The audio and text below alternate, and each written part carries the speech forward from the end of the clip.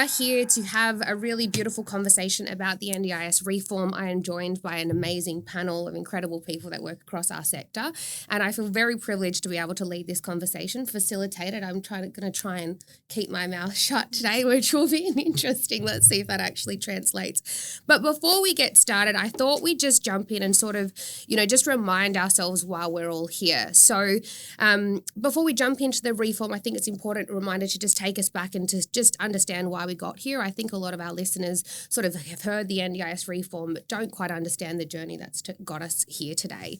So these reforms didn't happen overnight. They were born with two sort of landmark pieces of work, and that's the Disability Royal Commission, which happened back in, a long time, what feels like a lifetime ago, right? Back in the 2010, 13, 15 era, and it happened across a number of years. I think it cost the government about $554 million, the public records suggest. And the whole intention of that commission was to discuss abuse, neglect, and systematic failures to people with disabilities, right? So that happened, and then from there we had an independent review of the NDIS, and that happened a couple of years ago. There's no public data on how much that costs, so we're not quite aware, but I'd say it's, upwards of the, same kind of dollar figure as the commission, and which asked a separate type of questions. That's how do we put people with disabilities back at the centre of our scheme, which was the intention of the scheme initially, and how do we make sure that it's still around for future generations and the scheme is sustainable. So then from those two, the commission and that independent review came, some recommendations and some actions, and that's how the reform sort of was constructed. So today I'd like to test whether we're actually achieving those goals, whether participants are more empowered, whether the scheme is more sustainable, and have we struck the right balance between safeguarding and choice? And have we solved one problem whilst also creating another potentially, right? So the independent review had two clear objectives: put people back at the centre of the scheme and to ensure the NDIS is sustainable. So 1 year into this, from that independent review, let's talk about how we're doing. Have we achieved both or neither? And what's going to happen with the reform? Big discussion. Bring it on. All right. So before we kick off, I'd like to introduce our amazing panel here today. So I'll allow everybody 30 seconds to introduce themselves, what brought them to the sector, what they're excited about, what they're feeling about today. They're all a little quiet, but I feel like I'm going to bring them out of their shell before we know it. I might need to play some pump up music in 5 minutes or something, get the party started. But we might start with you, Tim. Perfect. My name's Tim from Ethical SGA, General Manager. We do property development and specialist disability accommodation. What brought me to the sector started probably 10 years ago, and that was just to help people. And for me, the ability to use some of my skill sets and my knowledge to be able to genuinely make a difference. It started off in the clinical world in allied health, and it's now moved more into the disability sector. I've got 3 little boys and a beautiful wife, and I just love being in this sector. Oh gosh, I wonder whether you'll say that in a few years to come. But anyways, we'll take it for now. Thank you so much. Yasser. Well, my name is Yasser Zaki. I run the global operations of Tender Love and Care over 8 different countries. What brought me into the sector is a personal experience that I had a few years back. I also started in the homeless world. I was homeless in the beginning of my career, and so I have a bit of a soft spot for how we can create impact in the world. Mm-hmm. And I came to the conclusion that creating impact can happen when you have success behind you. You can create a lot more impact. So I worked very hard to do that. So I'm here today. Thank you so much. And TLC, you work across a number of government sectors now, aged care, disability. Correct, and family daycare as well. Yeah, amazing. Amanda. Yeah, I'm Amanda from Plan Partners, the Business Relationship Manager for New South Wales. I come to the sector because I'm neurodivergent. I have lived experience as a person with disability. My children have disabilities themselves, so I bring personal and professional together and try and find where the gaps are. There's a lot, but I suppose working on them one day at a time. Yeah. Amazing, thank you. And our very own, Hello, homegrown. Rachel. How are you? My name's Chris Hill. I'm the COO of Alara Support Services. What brought me to the sector was a meeting at a coffee shop with you. I was in a very different career working in construction, and it wasn't really that exciting. And a good friend of ours who also works here had sort of mentioned there was an opportunity to come across. And in a past life, I'd worked in not-for-profits and social impact type industries is where I get, get my passion from. And I was fortunate enough to meet up with you at that coffee shop, and within a few minutes and a few tears later, Tears from me, that is, of course. Always tears from me. It wasn't. I sprinkle my magic dust. It wasn't tears from me, but off the back of that, just understanding the potential of the industry, also what you were creating here at Alara, there was no other choice, and it's played out as I expected at that time. Amazing, which has been incredible, right? Absolutely. Well, I joined, so there's an assumption that it was And for a stayed. positive reason. Exactly. So it's been incredible, Rachel. Amazing, Yeah. so good. We have one more panel member joining us, George, who will introduce a little bit later today. So we weren't going to start with a game, but we're going to shift things around. I thought I would ask some targeted questions based on sort of what I consider your subject matter expertise would be. Obviously, large organisation, TLC, plan management, SDA, and sort of the SIL space. But who wants to start? Who feels like being game? I'll go first. Christopher. All right. So, Chris, I think we'll talk a little bit about sort of SIL, the practice standards and the reform around a SIL. Yeah. So the standards say that they're moving away from outcomes to service to outcomes towards participant outcomes. Operationally, what does that actually require providers to do differently, do you think? Look, ultimately, I think everything needs to change in some way, shape, or form. Obviously, some of the better providers are already focused in on that area. I think in relation to the work that we do, whether it be recruiting people that come through, the training we provide, the governance we put in place, the systems we do. At the moment, it's a challenging industry to be in, just surviving and being compliant with all those things, and having to shift all of those areas is an organisational change. Fortunate enough, we've been focused on that a lot over the last sort of 12 to 18 months and being great in that space. So realistically, everything that we do needs to be reviewed. Everything we do needs to be changed and focused in and around those participant outcomes, as opposed to just sort of delivering the service that sometimes has happened in the past. Yeah. And I loved, we were obviously having our weekly huddle, and our head of service delivery, it was very, humbling for me to hear. It was like, obviously we're moving from, do you have a policy in place that stipulates how you do it, or are you actually doing it? On the ground, right? And I was very happy to hear that we're very well positioned for the change, which was nice for me to hear and make sure, because actually that's what we should be doing already, right? Is there anything anybody else would like to add on that? I think it's a great change, and Okay. I think that companies that are doing it already were the ones that were doing it right from the start, because the participant should have always been first, and the outcomes should have always been noted, and you should have been working towards them. A lot of people put people in SIL houses. They think they own them. They think they're theirs. They look at the money value, but they don't look at the person themselves and what they actually want to achieve, and then they get boxed in. So I think making the practice standards actually align with what participants need is a good choice. Absolutely. Interesting. The beginning of the whole NDIS was about that. Yeah.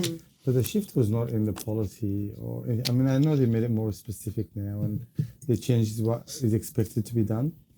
But the start of it was exactly that. It was about how we can get people in the scheme, get them out of the scheme based on achievement, goals, independence, choice, control, all these beautiful things that we all believed in. Correct. And then when it came to implementation, the amount of pressure that came to providers that shifted them outside. And I know some providers might not be doing always the right thing and all these things, I get it. But I don't think that's where the problem is. This is just part of the problem. I do genuinely think the problem started how we completely shifted away from trying to deliver outcomes for people and focus so much on how to survive in a very ever-changing world.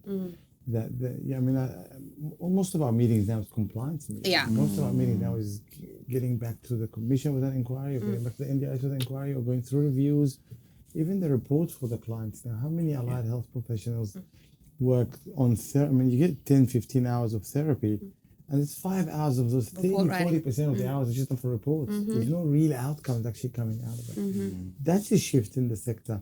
So I think what we're doing now is just we're going back to the original that happened. Intention. But I'm worried that the implementation is still going to be the problem. Because in the first place, the implementation was the problem. And the education for the implementation is not there. They're not being transparent with what it actually looks like.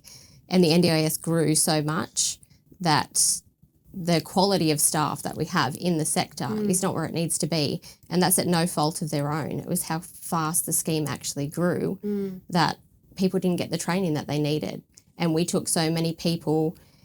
I love people that come into the industry with lived experience. They know a lot more than sometimes the qualified, but people who just green come in with no experience at all, lived or professional, and there was no training for them. Yeah. So that's where we kind of dropped the ball, and so many participants never got to see what their outcomes would look like or work towards them. Yeah, we had these goals pretty on paper, right? But Yeah. were they actually being, translated? They had to be attached to actually what they were going to be funded, but it wasn't truly what the participant wanted to achieve. Yeah, you it know? wasn't, was it? Yeah. And we got so focused on the goals of NDIS that we didn't actually look at what that looked like to implement the goal or what an outcome would look like. People looked at it as a whole. What do they want to do? They want to be able to catch a bus, but they didn't look at the steps. Like, can they purchase a ticket? Can they walk to the bus stop? Like all these things that would actually get them there. They just looked at catching a bus. Yeah, very true. Which leads me to my next question, which is probably the biggest and scariest thing for me is I love the whole outcome-based approach, but the reality is we're already in a very difficult financial modelling in the current sector as it is. So how are we going to pay for it? And so that's my biggest fear. And sort of the next question, I'll start with you, Chris. It's like, what is the real cost going to be of implementing these standards across a large SIL workforce or even a small one? Well, the operational costs will be significant. I think one of the reasons we aren't delivering on what was initially set out to achieve is because it costs a lot to implement things properly. It costs even more to sustain them.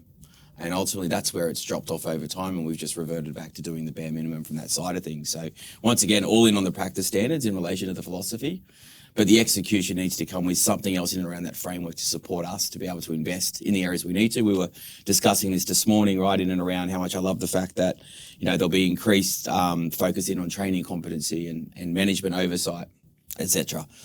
But to do that comes with additional costs that don't just exist. So if we start then investing in those types of things, what else now can't we invest in? We can't innovate because there's no money to innovate because we're trying to sustain now in this new environment. So there's this kind of spiral going on. And I think that the broader outside operational costs as well that exists is I think the cost of the industry is we're going to lose some really good providers. So we're just going to go, this is all too hard. I'm going to take my skills and expertise and knowledge and I'm going to go over to aged care. I'm going to go over to different industries and I'll apply it over there. So we might be left with a lot of providers, and some of them aren't actually the best providers in the industry. So it's exponential. Do we have any opposing views or some extra additions to that? Who is going to pay for these changes? How are providers going to be able to do it? Well, look, they've taken establishment fees away from a lot of people, and then they've got an establishment fee. If you're having a participant for over 20 hours, but you want an individual support plan and you want an outcome-based program, but you're not giving the funding to start. If you look at IEA, which is the new disability employment scheme, they have a 13-week payment. It's a progress payment. So it's to maintain that participant to a point where they can get employment. So it's building everything in the background, yet we're just expecting the outcome to sit here, but there's no progressive payment to actually get you there. So it is all on the providers, and the operational costs are rising. Staff overturn is massive, so the sustainability is not there. Yes, we'll have an opinion here. Always. No, I think the problem is that there's a huge focus from the government on money saving mechanism, right? And that doesn't align with what the providers want to do. There is a massive negative connotation around providers trying to be sustainable, profitable, that kind of stuff. It's a bad thing. It can't be profitable, but how do you survive in a world that doesn't give you a little bit of surplus, that you can actually have a reserve fund? You can give back to people, you can do, training, creative ideas, innovation, all that kind of stuff requires, let alone compliance and all the other bits and pieces. It requires healthy business. The government's focus with all the decision making seems to be very directed into money saving. I mean, I believe in supporting the government because if they succeed, we succeed, right? 100%. But I find the alignment is kind of getting lost in the middle because a lot of the decisions is about cut social community participation. Where's the consultation coming from? Yeah. And then are we detached as a sector? We're not really combined the way we I mean, I do a survey every 6 months. I go out to expos and talk to providers. It's something that I like to do for myself, part of my research. And when I ask providers, why do you do what you do? What's your point of difference? What's the 90% of the answer is? We genuinely care. I'm like, why is that even a point of difference? That is a given. That is a natural thing. Because it became such a sort of blasé word that we use that looks good and feels good. But the fact of it is, these are the given facts. And in terms of delivering outcomes for people and delivering a service, we need the government to align with us. We need to support them. We need them to succeed. We need the non-for-profit to be in the ball game. I mean, how many times you go to network events and find a combination between non-for-profits and for-profits? And then most of the consultations, from what I know, is happening with non-for-profits more. But the challenges are different. We pay payroll tax. We have, our workers' compensation is high. We don't collect donations. There's so much disadvantage for for-profit providers. And use that loosely. So, correct. And then somehow we have to make it work. But the decisions and the average that the government uses for the pricing model is also impacted by that. Correct. Right? And then we end up picking the bill. If you're a provider that have less than $1 million wages, you're already better off by 5%. And that's just a one bit. My thing is the government is so focused, from what I'm seeing, on dollar saving, and I get that the scheme is overspent and I hear all the noise, but I think that we're not also recognizing that the NDIS had saved the government a lot of money. That is not talked about. Let's talk a little bit about that. Tell us something, Yasser. Well, look, I've been in this world for a long time, before the NDIS and after the NDIS. Right? Historically, we used to see a lot of double dipping. So hospitals, schools will pay for services, and then state governments will pay for services, exactly the same. Now it doesn't happen. Now it's, if you receive a psychologist from the NDIS, the school will not give you a psychologist. Right? That's the saving in the education side of things. So it's not shown on the numbers of the NDIS, but it is a saving that the government is not recognizing and not monetizing. Health is the same. I remember back in the days when people used to get wheelchairs from Enable, which is the New South Wales side of things, and then they used to get a wheelchair from Health. And then they would sell one or use both. That's all double dipping that now is almost eliminated. It doesn't exist as much. So there's a lot of saving happened in health, education, and other departments when it crosses over. So the NDIS is quite a big budget, and I do think it needs a bit of control and needs, to be cracked down on the wrongdoings, and I totally support that 100%. But I do think we need to recognize the fact that the NDIS also came with a lot of savings. Yeah, good point. Really great, valid point. All right, one more SIL related. Christopher Hill, are good SIL providers being asked to absorb the cost of fixing problems created by poor, let's call them shitty providers? Well, I think ultimately we are to a degree, but largely through the reputational damage that's been created. And now how this is becoming, I'm not going to go down the political path because I know how much you hate that stuff. So don't worry about that. I'll reference it and then we'll get out of there, right? And then we'll put it on Instagram and laugh at it. But realistically, it's created this really negative connotation, which has led to it becoming a political discussion. And I think decisions are being made for those reasons, which to your point is now making it about cost savings as opposed to the reasons we're here. So it's not as direct as they do bad and they're impacting us directly. Now we need to do better. I think we need to do better anyway. And all the things, as we sort of touched on, in the most part, philosophically makes sense.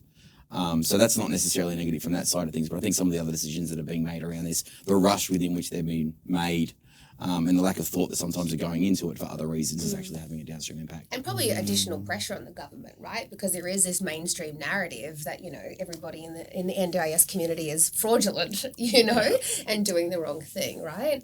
And it feeds into the broader the economies, as we all know. We won't go down that path either, but obviously the economy's not great at the moment, right? Yeah. So you're going through budgets and so forth, and so there's some low-hanging fruit that means it's got a little bit of a narrative behind it and attention. Well, let's go with that and make everybody like us again, that type thing. So unfortunately, the fraudulent, the poor quality, the inconsistency that exists has actually played a role, but it's at a larger scale, and now there's a downstream impact. Yeah, and there are no real feel-good stories about the NDIS or the great work that we're doing in mainstream media, right? You never see the amazing impact that we're actually having because it doesn't really sell papers. No, just how much we cost to run. I love that no one saying sell newspapers. I seen someone reading a newspaper the other day and I was like, oh my God, it still exists.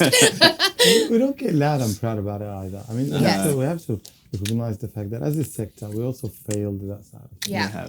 It's a lot easier to talk about the bad stuff, even amongst us, but we don't usually celebrate the success. I mean, how often do you see us pushing for it and fighting for it to highlight a story that was very successful? And I know all of us have successful stories. Yeah. But when there's something bad, everyone goes onto it. And you find yourself even naturally drawn to, if there's someone, did fraud and the NDIS caught him out, you just jump in and read. Yeah. Do you think it's because providers safeguard themselves from other providers because that is their point of difference, that they have that success? So I know providers who have made systems in the background and they build reports and they have all the data, they train the staff in the way the staff are meant to be trained, and they have them success stories. But if they started posting them, would everyone start doing what they were doing? And, well, that takes us to the original reasoning behind the NDIS. Are we in the NDIS world to make people have a better outcome? Yes. And if it's yes, then yes, we should highlight. Yeah. If I have something good that is, and I can tell you now, and there's people you can ask, I share everything I do. Yep. I have no closed door policy. People come to my office randomly, they walk in, they check.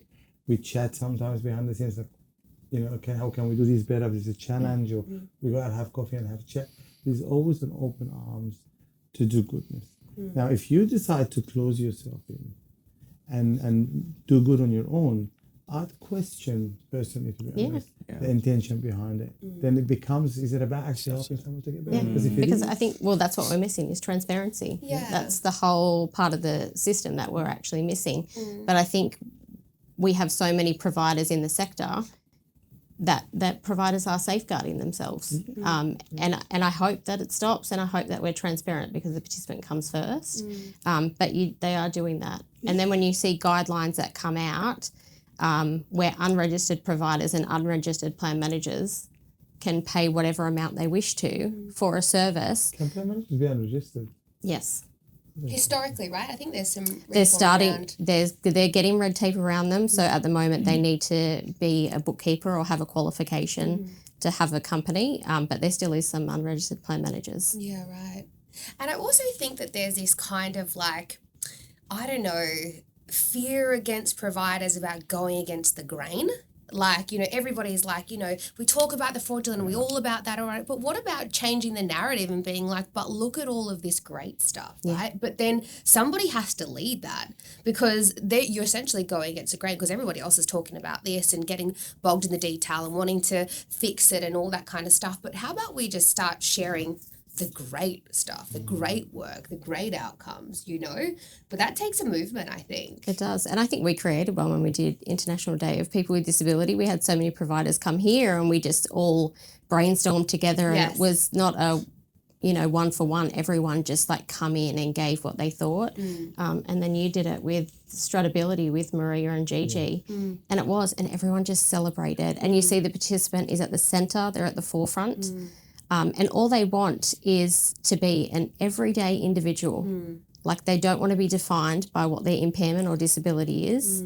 And we're boxing that at the moment as providers because we're focusing on the back end of things. We're focusing on where we sit, where our compliance is. We're not focusing on them because that's where it is. That's where they think that money saving is going to be, but it's not. If we were pushing in towards them for the outcome that it was meant to be for, we wouldn't be where we are. And if we had the wraparound effect from the hospitals and the councils, if they didn't just go, NDIS has it covered now, we can just relax, then we wouldn't be in this situation as well.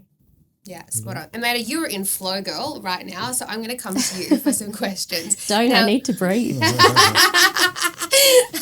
No, I don't allow people to breathe around here. So we're all in. So obviously plan management, there's a bit of change going on there at the moment. There's a lot of talk and discussion around plan management. It's kind of on par with where support coordination is heading. Yeah. But plan management did not receive an increase this year. And I think that's and support coordination, I think it's been the last 3 years. I think that's kind of communicates something, right? That change is coming for plan management. So support coordination didn't change, nor did plan management. At the same time, they're both sitting under this sort of cloud of sort of consultation around reform, right?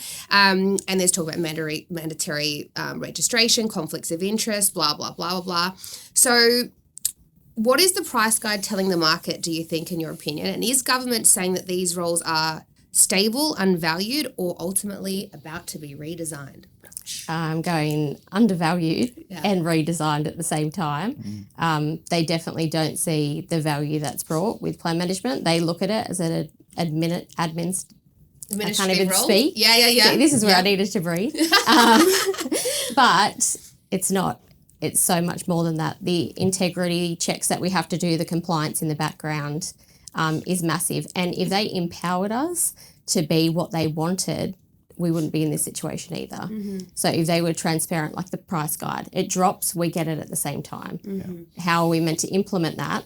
So then everything actually aligns with where it's meant to be. Mm-hmm. So I think if they took the time to actually educate, if support coordinators had, education modules that they had to keep completing to stay up to date with legislation, we would have empowered individuals who were in the industry for the right reason and getting the right outcomes. And we talk about redesign. So there's a lot of talk about where it might go to, big insurers, all sorts of stuff. Where do you think it's going to go? Look, personally, I think it's going down the same as what they did with superannuation, where there was like the 5 big companies that were left and that's what you have to choose from. Mm-hmm. And I think they're looking at a very similar design. But it's not a one-size-fits-all. Some people aren't comfortable with that. But I do believe all plan managers should be registered. It should be a transparency. They should have extra audits to make sure that integrity checks are completed the way they're meant to. And in return, that would save them money because in the last quarter, we saved $43 million just from fraud and incorrect invoicing. Is that plan partners alone? Yeah. Okay, interesting. Yeah. Wow. So you're kind of a safeguarding of the taxpayers' money, so to speak. Okay. But I think they look at some plan managers and when they're doing the wrong thing, because everyone looks at the wrong thing in the NDIS. Yeah. And they see the pain of fraudulent invoices and they see, overcharging and everything coming into play and it works out more expensive. But when they actually look at it, if it was transparent, safeguard, everything would work out and they would actually save money. Interesting thoughts. Anybody have some additional insight into plan management? If you look at the motivation behind the conversations around the scheme being overspent or whatever, we agree or disagree with that, you will see that plan management will probably be one of the first things that the government would let go or shrink down. Victoria, for example, was about 80 or 90% of the participants were plan managed. There's 1.5 or $2 billion in the scheme that is into plan management that could completely eliminate or cut back in cost by using AI and technology and that kind of stuff, which the government has spent $400 or $500 million into Salesforce to do that. The discussion paper on plan management that came out about 6 years ago, because there's a lot of confusion on what does the plan manager's role is and what they're meant to do. It's evolved It significantly. clearly said, and that has changed since, that they are not to check on invoices, they're not to actually stop fraudulent activity. It's not for them to validate anything beyond what the taxation requirements are. So when you start playing a role that is not assigned, then you become a cost. Because you're not designed to do that. And it's done by a lot of good intent, because I do think you would have, with you with Plan Partners and Plan Tracker very well, right? But there's a massive confusion happening also from the government perspective, because I asked Bill Shorten personally when he was the minister, and I said, how does the government feel about private money coming into the sector? You're private equity owned. And when I said there's a private money coming into the sector, which I think it's great for innovation, for injecting cash, all that kind of stuff that is privately, he said, we welcome it. And we think it's great. But everything the government is doing is pushing private sector completely out. Because then, there is investors' money, there's a return that has to come, minimum of 10 to 15%. The NDIS works at 2% margins if you're healthy. There's a massive disalignment. Right? There's a massive disalignment. And then now you literally, they're not increasing your monthly fees. That naturally means you lost 5% of your bottom line. 5% is gone.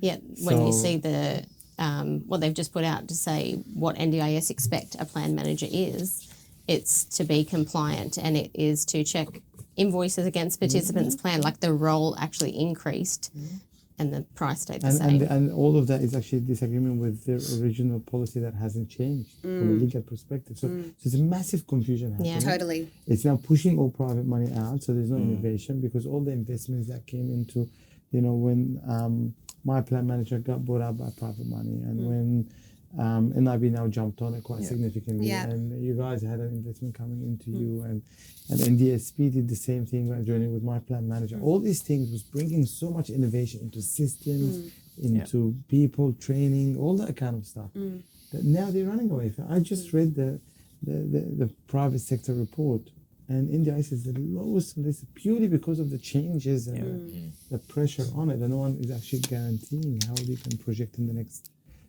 3 to 5 years. That's my biggest concern is the market stewardship, and I feel like there's, if we talk about the providers in the sector as one party, it takes two to tango, and the other is the government, the NDIS. And I think, a lot of the challenges we're facing come down to market stewardship. Private money in the SDA sector, a lot of it is private money coming in to build, put large amounts of capital down, and you're looking at 18 months to 36 months before something's built. So we're talking long term, and when things are changing at the drop of the hat, all this investment, it's stalling, it's stopping, and there aren't new homes being built. There isn't innovation being done. And so I think the market stewardship from the NDIS is a huge topic that doesn't get talked about a whole lot, because we talk a lot about providers and what they need to do to fix things, but we don't talk about how we got here in the first place. And my question is well, we landed here with the NDIS and the government doing what they did. What's going to be different this time around? The people that got us here in the first place, it's two to tango, but the NDIS, the rules, the legislation, the way that they've rolled it out, the consistent change, the inconsistency in decision making has got us here. What's going to be different this time around? And that's probably my biggest concern, because I know that the market has weathered and shifted and flexed and moved and innovated for the last 10 years, right? It hasn't stayed stable, right? We've done that, and I'm confident we can continue to do that. My concern What, more is change? I think we can. I think we'll continue to roll Give us a with couple it. of years respite. It would be For the lovely. better. That's the only question that I have. Is it better? Is it Exactly. correct? Have we gotten better over the years with the change? I don't think we have. I don't think, coming back to your talk, what was the outcome? Can we get outcomes for people? Are we getting better at that? No, I don't think so. I think we're getting better at dealing with all of the compliance and the complexities and trying to figure out how we stay afloat in this ever more volatile, complex space. But we're not getting better outcomes for people.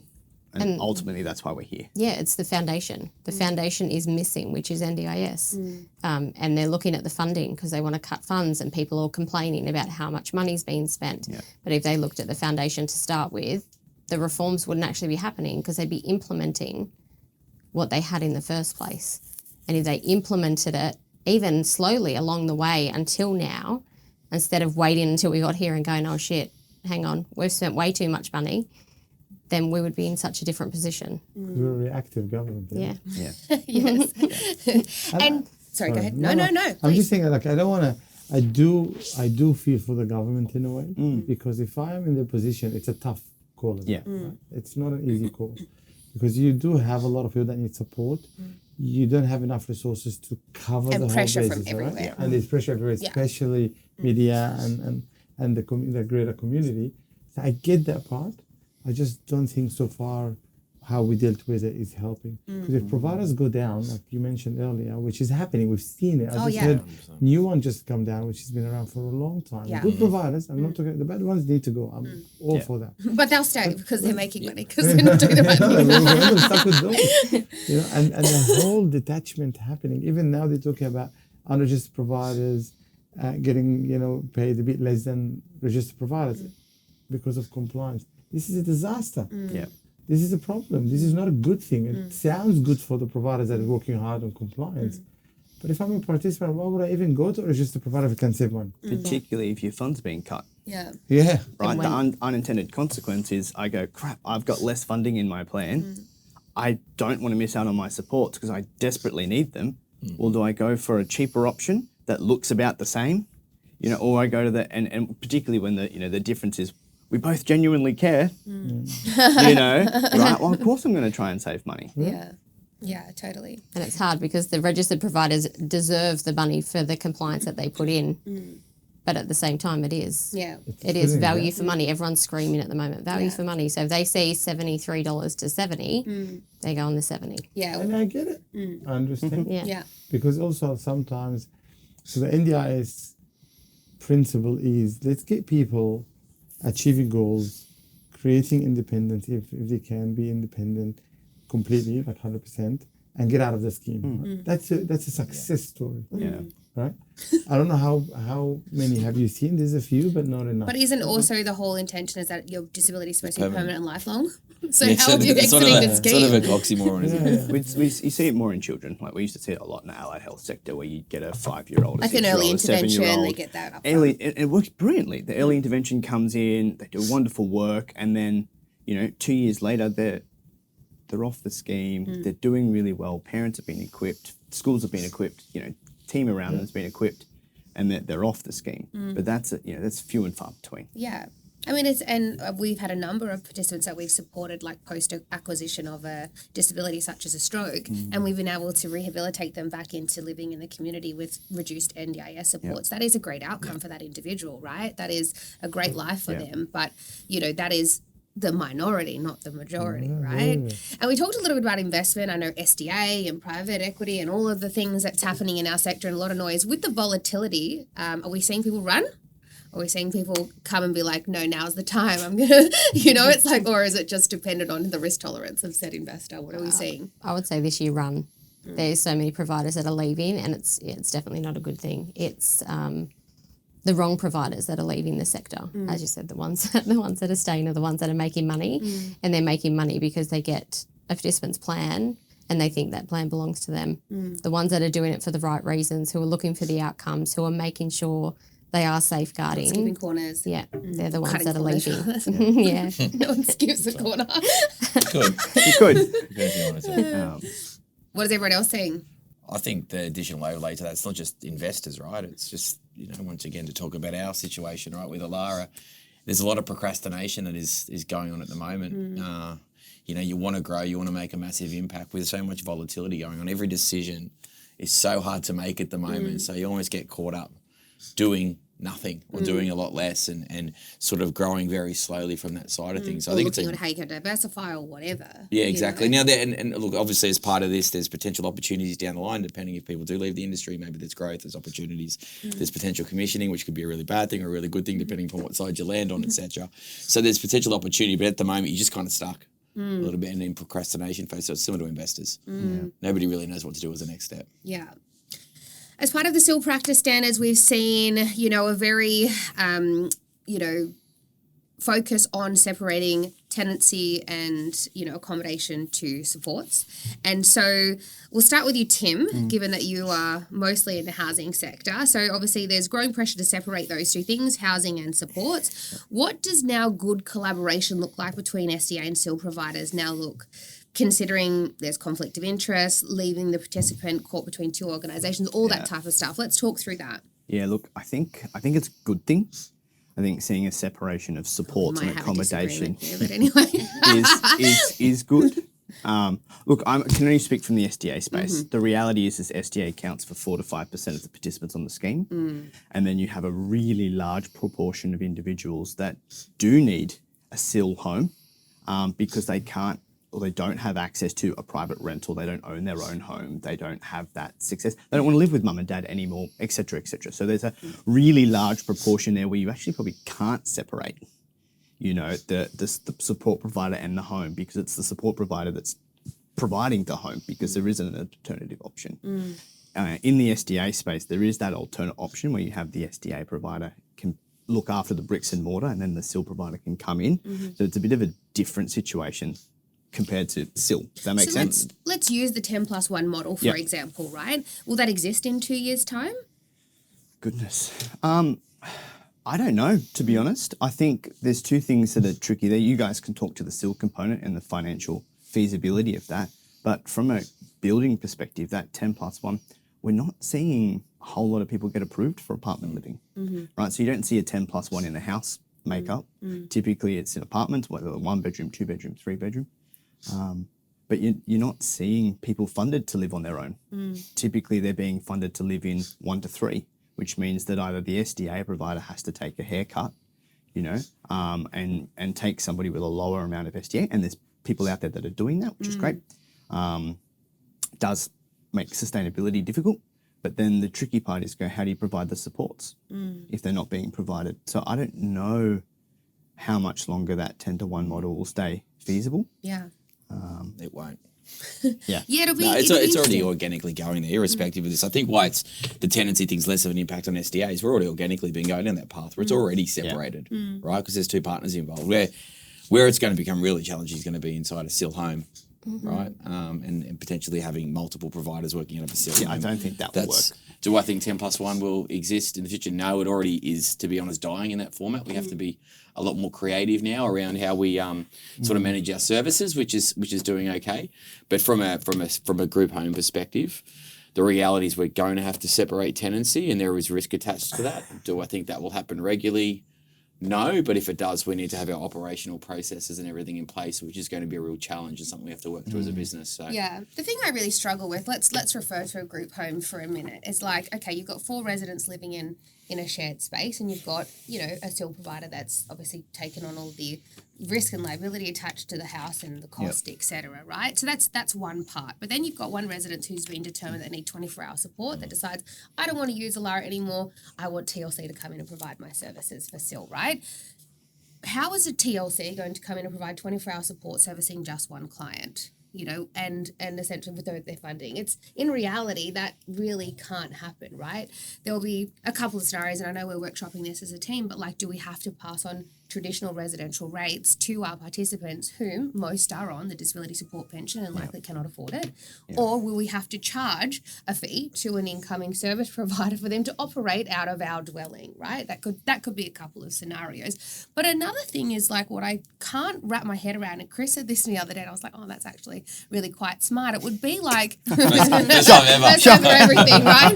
She fell off a chair. Is that it would be like walking into McDonald's and KFC operating out of the corner. In what other sector is this actually happening? I get it, but I just think that it's just so swung one way without considering everything in between. Is the intention behind it, though? I think the intention is to go, how do we ensure that people don't get wrapped up, boxed in? Yeah, 100%. With one. I think that's the intention. But I think there's better ways to do it. Then exactly that. Going, the provider's got 4 people in there. They would like to choose someone else. It's not going to. It's based on the way they've set it up, the way the funds are done. Who does the compliance? How do we manage access? How do we do all that? It's fraught, really. But how do you improve that choice for the participant? How do you improve the outcome for the participant? How do you ensure they don't get boxed in? And we didn't determine a shared ratio. No. The NDIA determined Correct. that. They give the funding, right? Which assumes that they have to share with one another or to live in a dwelling such as that. So in order to do that, there must be one provider that provides that shared services, right? But I think where they're coming from is the providers that take the whole plan. So they take the SIL funding, they take the community access, and there are plenty of them out there. Yes, I wish but there that's wasn't. not solving that problem. It's not, but that's what they're looking at. They're looking at the participant getting boxed and they're thinking, how do we fix this? And they've gone tenancy. Yeah. But it's not tenancy. It's the providers themselves and being able to do that, having the ability to do that and it all sits in their safeguard. Providers still can use, they can be unregistered even if they've had their NDIS registration revoked, but depending on what reason. So they still trade. Not So as it's silly not- anymore, hopefully, since the 1st July. That's a much bigger problem, I think. But I want to jump in. I agree with you 100%. I do think for that model to work, because I get where the government's coming from. Right? They're saying people need to be able to choose who they want to work with. Absolutely. I don't disagree with the principle of it. Abs- Implementation is almost impossible. In the context we spoke about, if the government says 1-to-3 ratio, then we're going to have to be 1-to-3 ratio. Otherwise, it's not sustainable. That becomes a problem to providers. But it can happen if there is a facilitation to partnerships, which is something I've always advocated for, and it's very difficult in this sector. Right? But if you create a proper platform and partnership between providers, then you could share costs and then ultimately share surpluses and operational costs and risks and all that kind of stuff can be shared if the model is working well. So if I have a participant in a SIL house or a SDA house that we are looking after as a SIL provider, and one said, no, I want to go with X provider, let's say Alara and TLC, we should be able to sit and say, okay, well, how about we then work out the ratio together Yes. and create a partnership between us. Yes. I did that model when we were trying to fill vacancies, because you would know one of the challenges of filling a house is if the ratio is 1 to 3 and then you get one person in and you're running at a loss for the 6 months, it takes you 2-3 years to recover from that. Yeah, of course. So what I did, I said, okay, well, why don't we go with the providers that have one participant on their waiting list, one participant on my waiting list, and one participant on other person's waiting list, and then we can then have a house together and then have a model that is shared model between us. And that works. And that requires everybody to be open to collaboration, right? Which we've got this conflicting thing within our sector. So dog eat dog. Everyone's stealing my participants, not that they're yours to begin with, just FYI, or people that really want to collaborate. It's like, how do we create this beautiful opportunity of innovation and collaboration, And it reduces the focus. I don't, like, providers sometimes fight for participants to stay on, right? It's a business. It does impact them, and they are meant to do that. I mean, if you're trying to cancel a Telstra account, we'll try and save you as a client. It doesn't mean you don't have the choice to move. It just means, as a business, you're going to put effort to try and get you to stay. So whether making you happy, fixing every problems, directing you to complaints processes, that kind of stuff, yeah? So you cannot completely blame a provider trying to save a participant, because it could impact the business significantly. We've seen that a lot.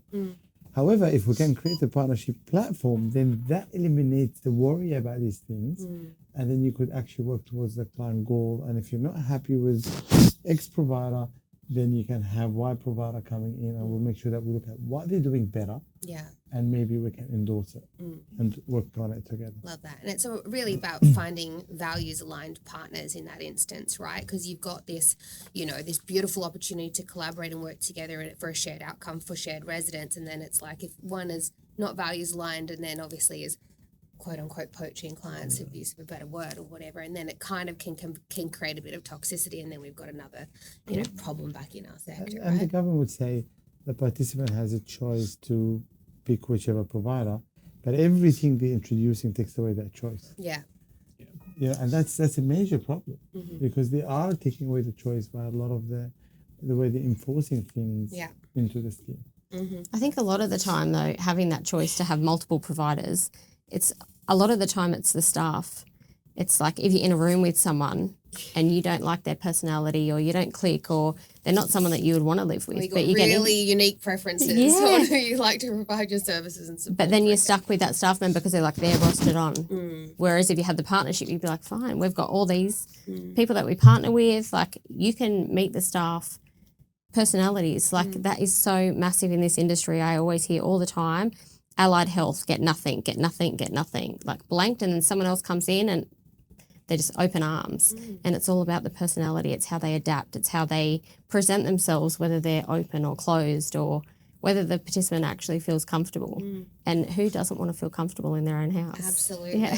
Look at us solving problems at the round table already. It's actually quite interesting. I'm sort of sitting back and listening in.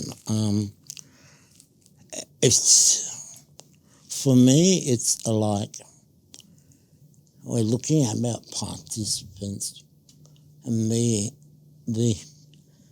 diversity we have in way participants take on board different services, and there's a lot of work that still needs to be done, and developing that relationships. And like, we approach our clientele from a lived experience model, and we find like we immediately get that sort of that we can relate feeling, like, yeah, I can trust you because you know what it's like to have a disability. And that's a really powerful place. But it's also, it leads us down a different path, I think, because we need to, as service providers, we have to sort of take on multi-style kind of approach to developing, but yet when we work with another agency, they don't always see eye to eye. And it becomes really like cutthroat. And we don't have that pleasantry of working relationship. Rather, it's like, it's quite a cutthroat domain. Yeah, totally. It's like that helicopter view where they're kind of looking down at you. Because I do the same thing. I always get people's lived experience. I'm neurodivergent, so people normally say, "Oh, I seen you, but I didn't think you liked me." And I'm like, "Oh no, that's just my face. I can't." I get that, but it's just my resting bitch face. I'm like, "No, that's just what it looks like. I can't change it."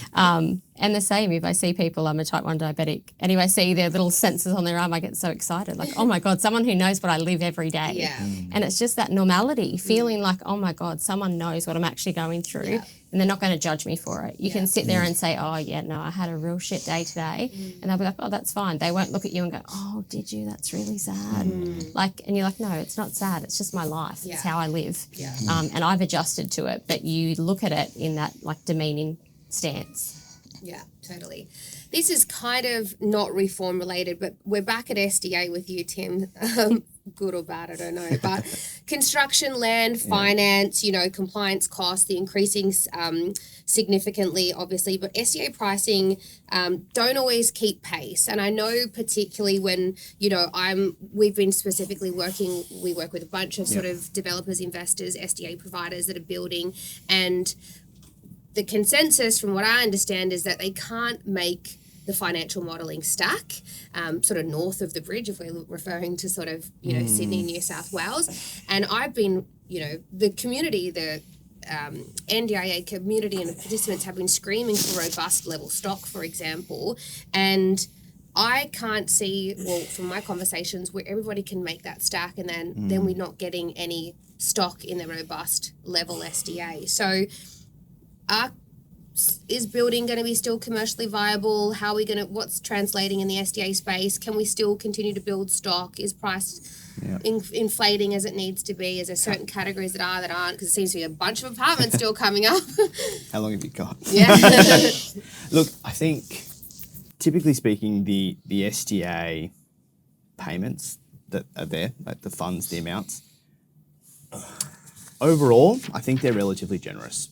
So I think there is scope within them. Now, some people might yell at me about that, but I think as everyone hates me now. But look, I do think as an SDA provider, I do think that there is space there.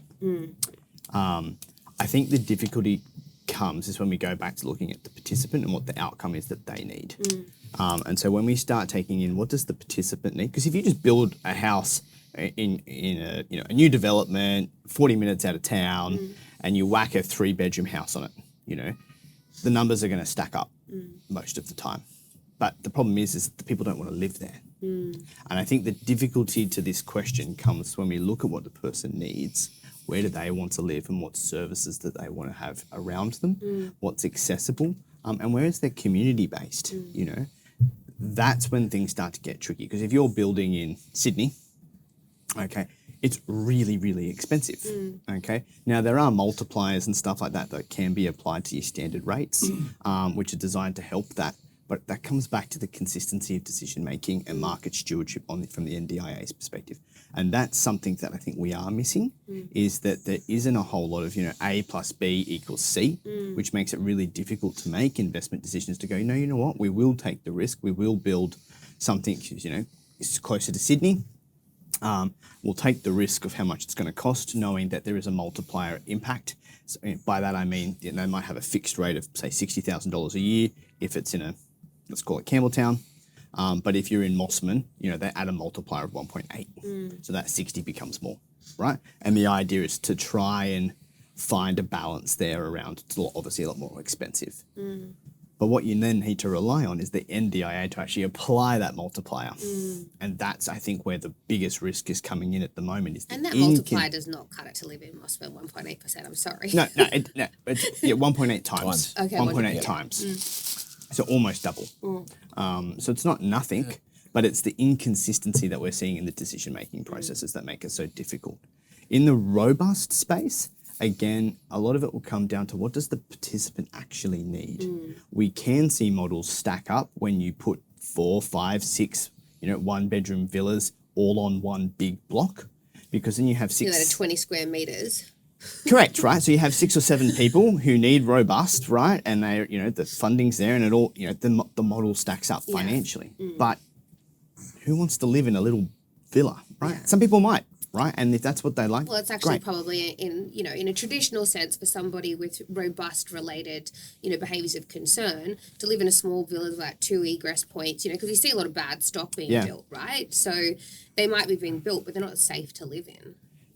And I think that's when it comes back to the outcome and what the participant actually needs. That's, I think, when the model starts to fall apart a little bit.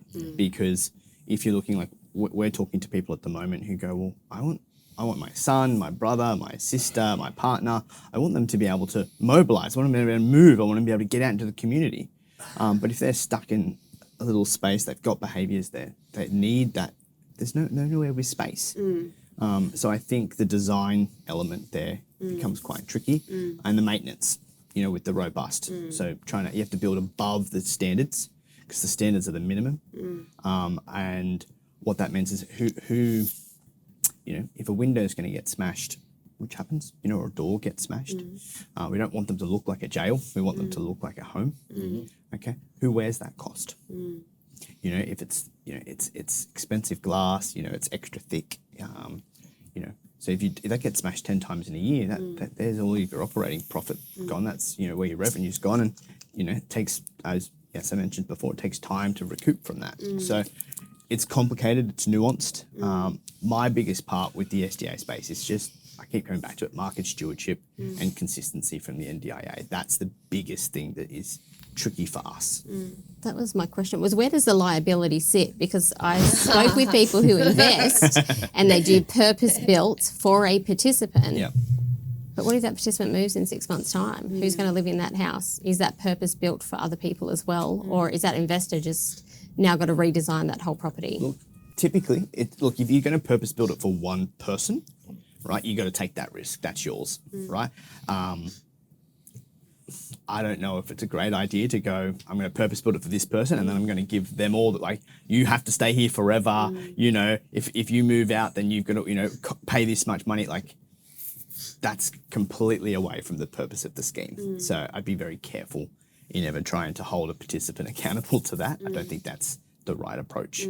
But there are plenty of homes that get built or designed specifically for a person. You can do that and still meet all of the SDA guidelines, and it can be repurposed and used. Things can be like, where do you want your bed?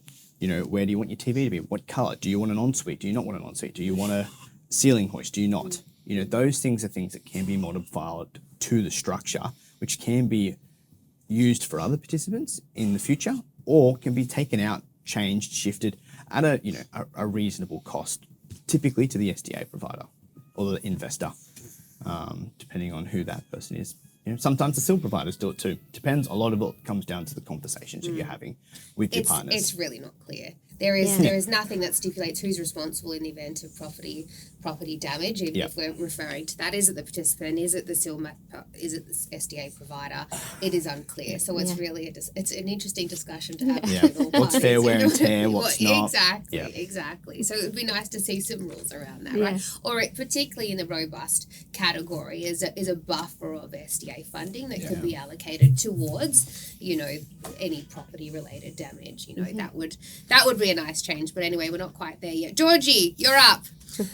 I'd say that you are probably the most closely connected to the participant community, and obviously as a provider led by people with disabilities. Away from the government announcements and the communities in the sector commentary, what are you hearing participants actually say? Do they feel more informed? Are they anxious about the changes? What is the sort of the consensus amongst participants? I think right now I'd say majority of people are just confused. They're lost. There's no direction. There's no they've kind of ripped away our future planning and told us to stop.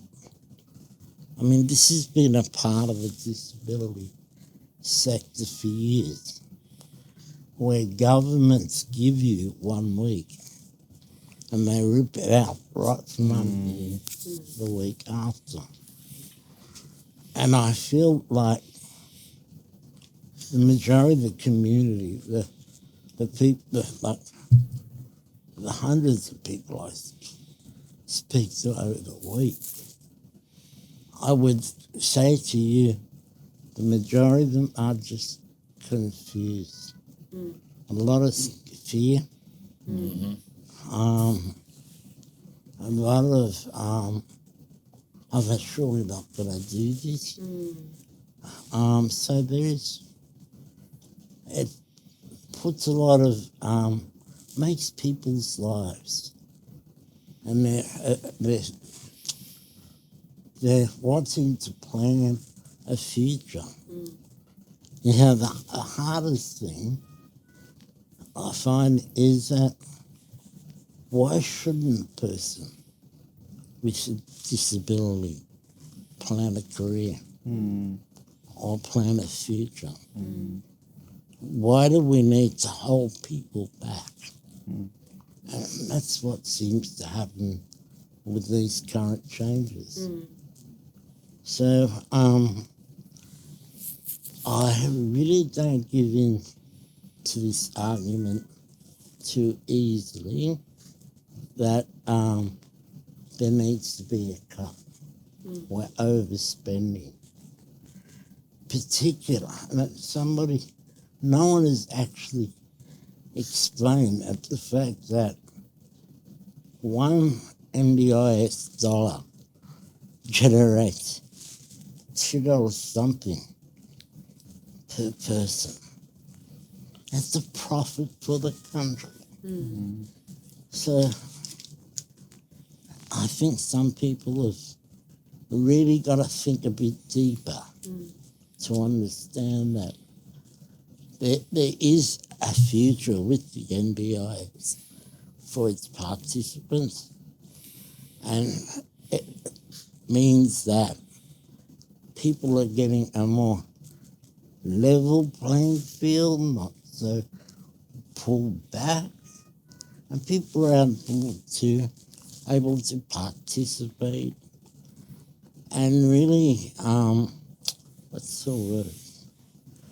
It's connect with their peers, with family, with friends, you know, and it's all contributing to the Australian economy. Yeah, totally. Yeah. The common question I'm getting from participants is, what does this mean for me? You know, because they see the headlines in the media, all this talk about change to their plan, you know, all this, you know, cuts 50% of their CP, you know, blah, blah, blah, blah, blah. And they're just like, what does this mean for me? You know, when is this going to happen, you know? And that's probably been one of the hardest questions for me to answer, because we don't really know either, right? And so, and if I don't know, imagine how distressing it is when this is the life that they have to live and breathe and the supports that they have in their everyday life, you know. I'm sure, is everybody hearing the same? Well, just to add to that, the other thing as well, over and above that, their specific funding, their specific situation, they're getting talked about by government and by people as if there's this pain in the ass on the world and this really negative thing, and creating a very negative stigma around, which, what an awful way to be talked about in that space and in that way. It's hideous because it's totally against the human rights 100%. convention for people to treat people with disabilities in such a derogative way. You know, I know for myself, I work, but I require support. And if you were to take my support away, my ability to work will be impossible. And that's the bit that I question.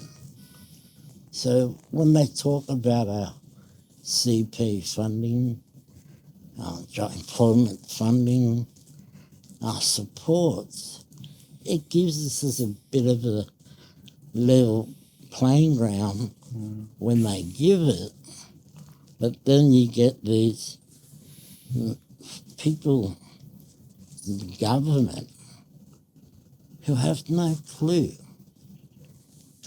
and just aren't connected. Yeah, totally. That makes me think that the success, like you working, all of that, you're getting all this success on your own. But when we're talking about showcasing it from providers, participants don't want to showcase their success either, because what does that mean? Totally.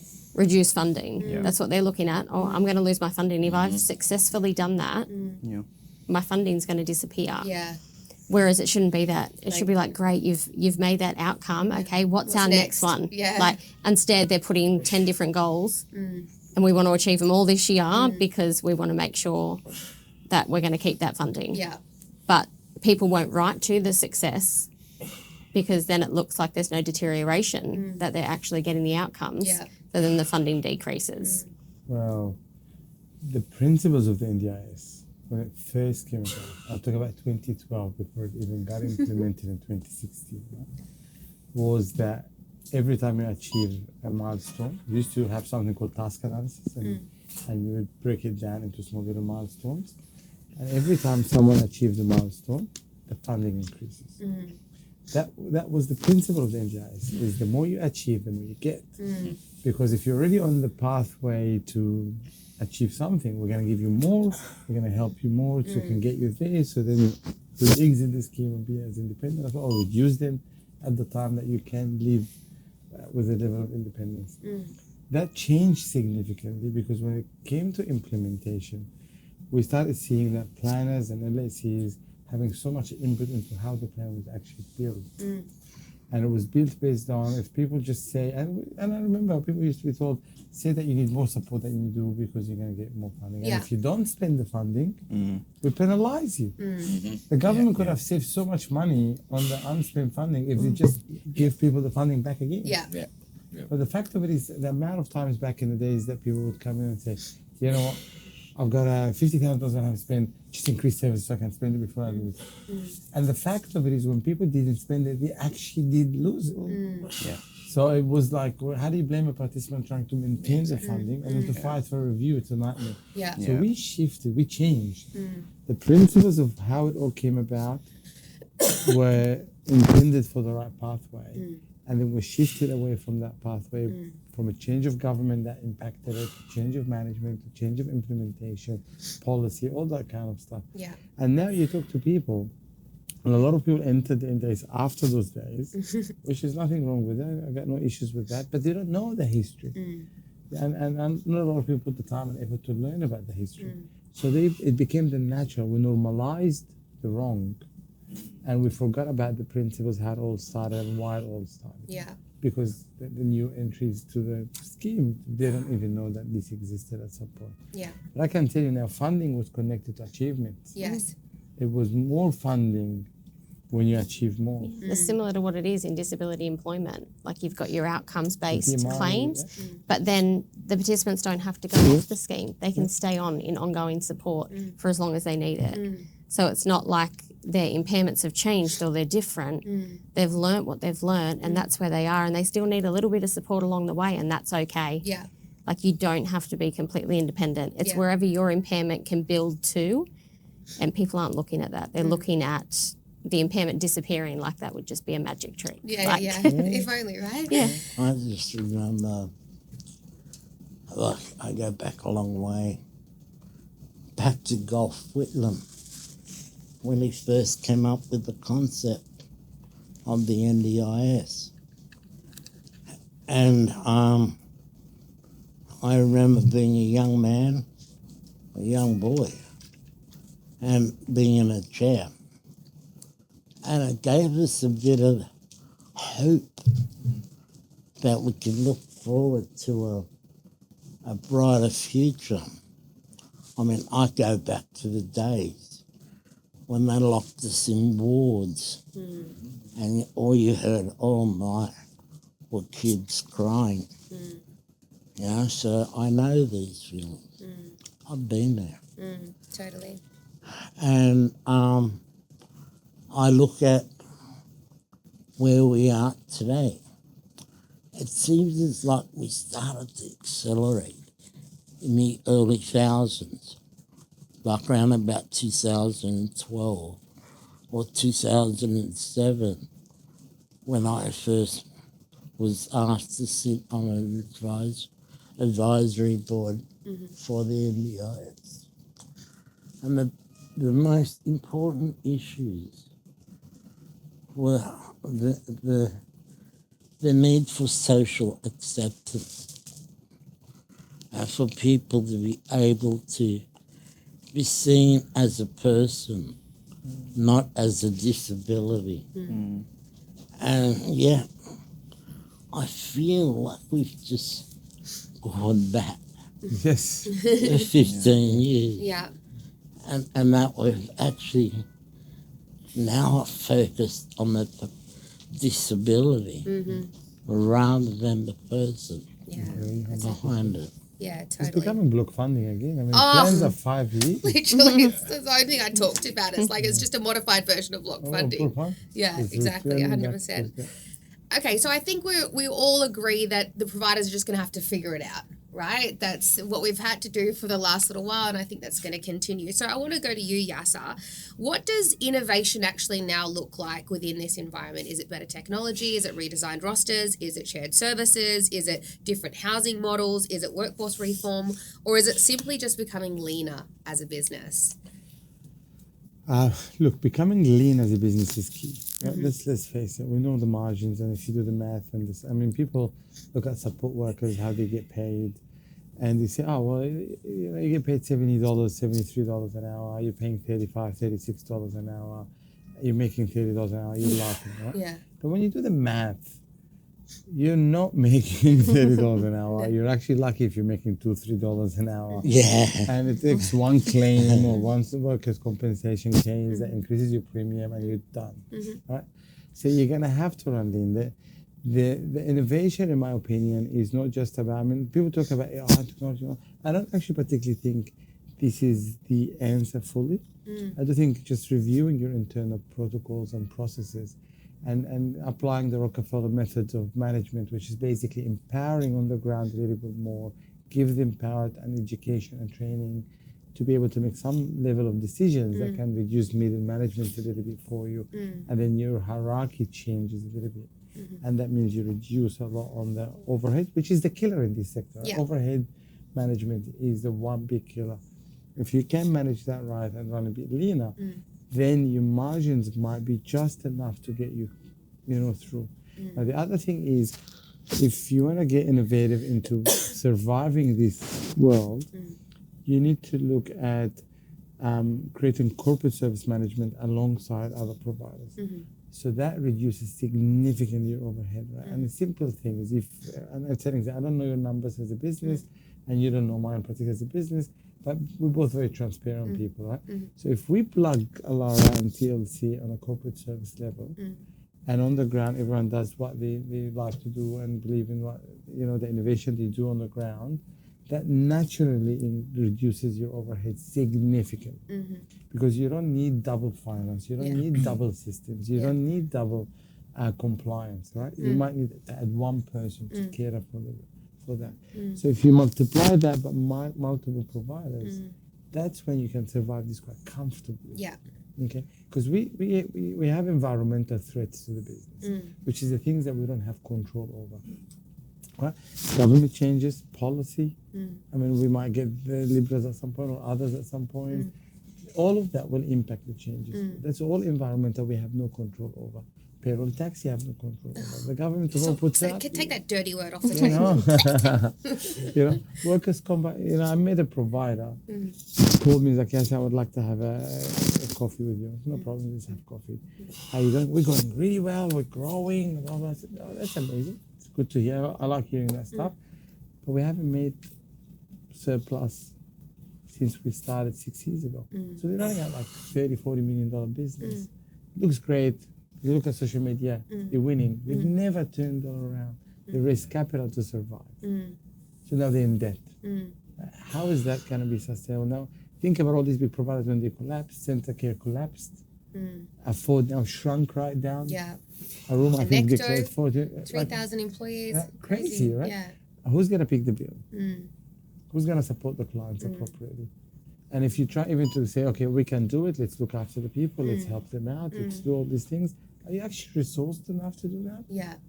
There's so many question marks around this, and it all starts from the lack of support that is happening to providers. That ultimately means lack of support to clients. Yeah. That ultimately means lack of quality of service delivery. And you've already just flagged a whole bunch of innovation you can do with partnerships, shared corporate services, you know, whether it be technology or whatever. Does anybody have any other opinions or additions to that? My thought when you're talking about businesses closing, and this has been my thought for a while, is where does all that information go? Where does all that participant information go? Their outcomes that they've been working towards, their case notes, everything, where is it? You're going to start the services for them, but you're starting from scratch. Yet you don't have the funding to do it because this company had the funding. They started to work their way towards it, and now you're starting again. So there's like a lapse there. And companies can't pick up that slack. They can't afford you. That's my insulin pump just beeping at you. But it's like, where is the system that's built where, you know, Allied Health can go back in and read previous reports so they can find where the discrimination was. Yeah. Like, where are the case notes from the previous provider so you can see what they work towards. So I think we're actually missing a part of the system. Yeah. Yeah, that's a valid point too. So there's like there's could be improved systems, obviously greater collaboration, better innovation. I think that there's, you know, whilst it's a really difficult market to navigate, there is opportunity. There's always opportunity, right? In every scenario, it's like, you know, when the economy goes down, it's when we go and we invest. You know, like I think some of the most successful investors did it during COVID, right? While everybody else was out running away, you know, the people were running towards. So I definitely think there's opportunity through innovation in our sector. But obviously I think that there needs to be a pricing reform, if anything, right? So if we look at the disability cost worker model, like you said before, Yasser, it was built on likely, you know, data collected for the last, you know, 47 years, which is, you know, old dinosaur not-for-profit organizations and sort of anyone that can be part of like Ability Roundtable and all that kind of stuff, right?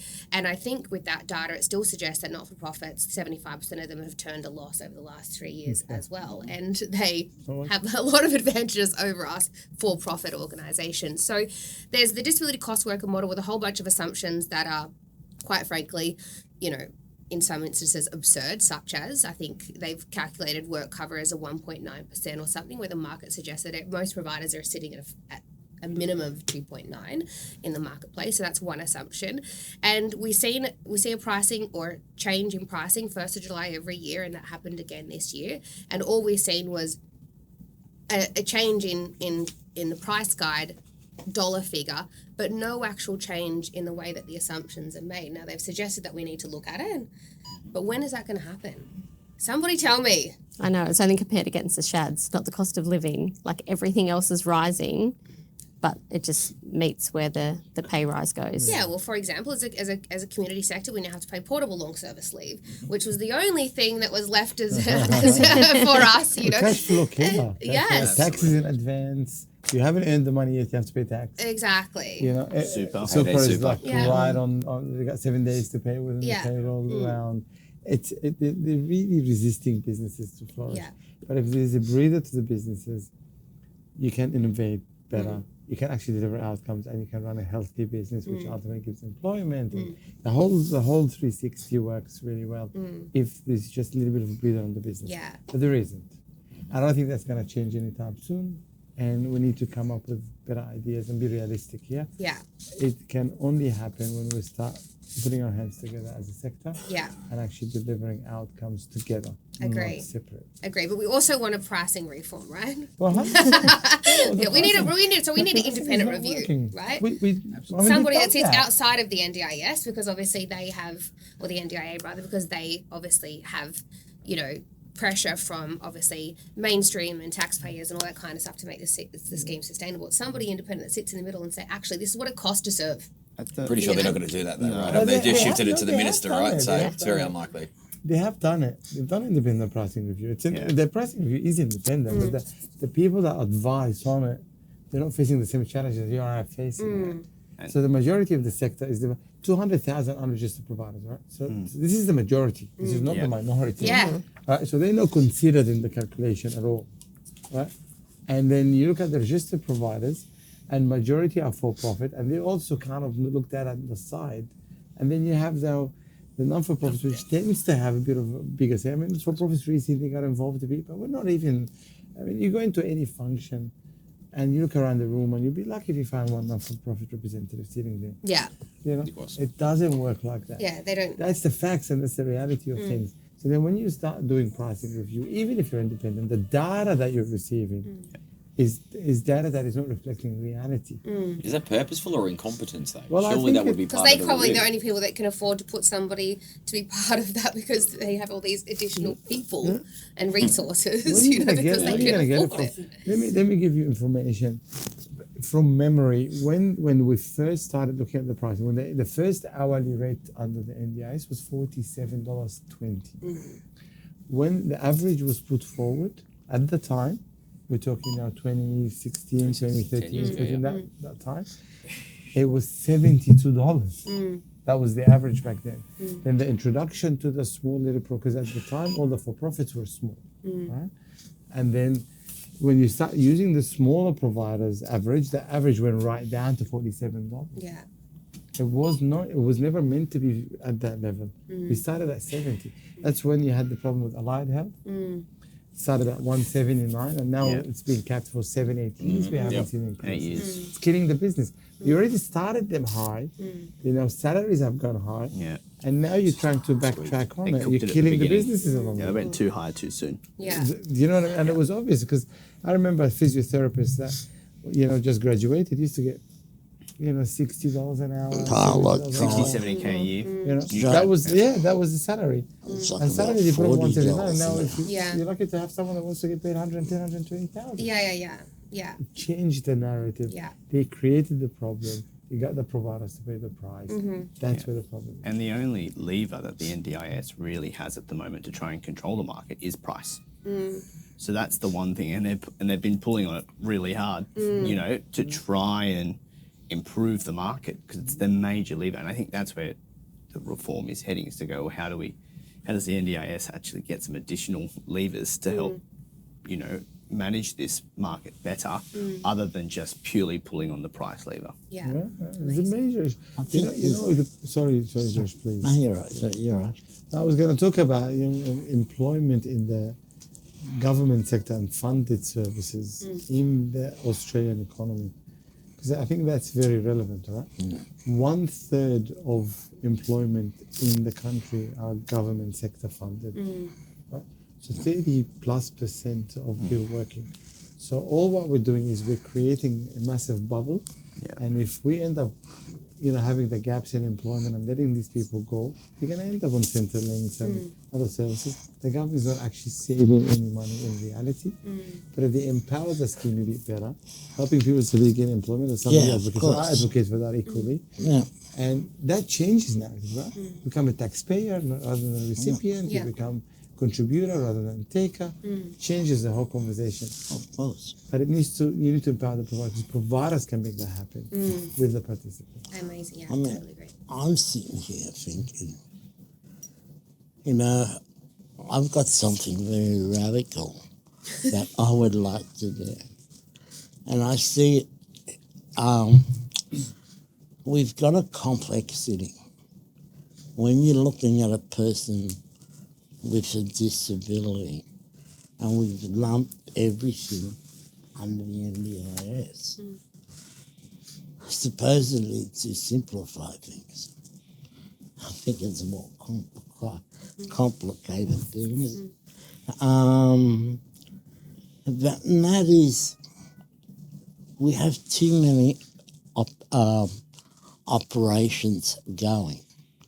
Like, if you look at the NGOs, the majority of NGOs go bankrupt after about 5 or 6 years, 10 years.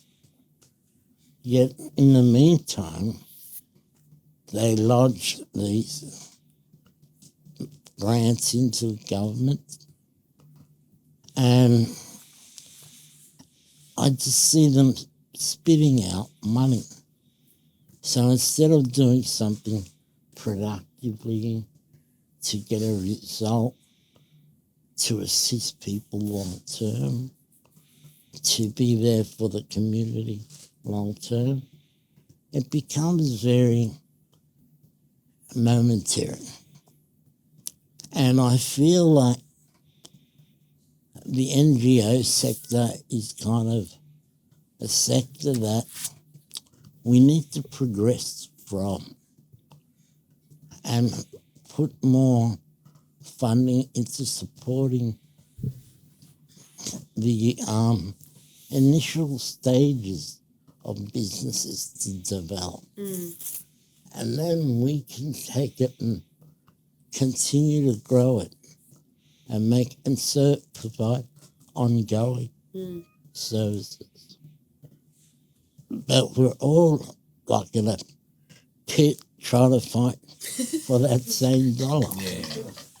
All right, I think it's now time for a game, ladies and gents. So I will get Ryan to set you all up with some paddles. This is a yes-no game. So obviously yes is green and red is no. So do we agree or do we disagree?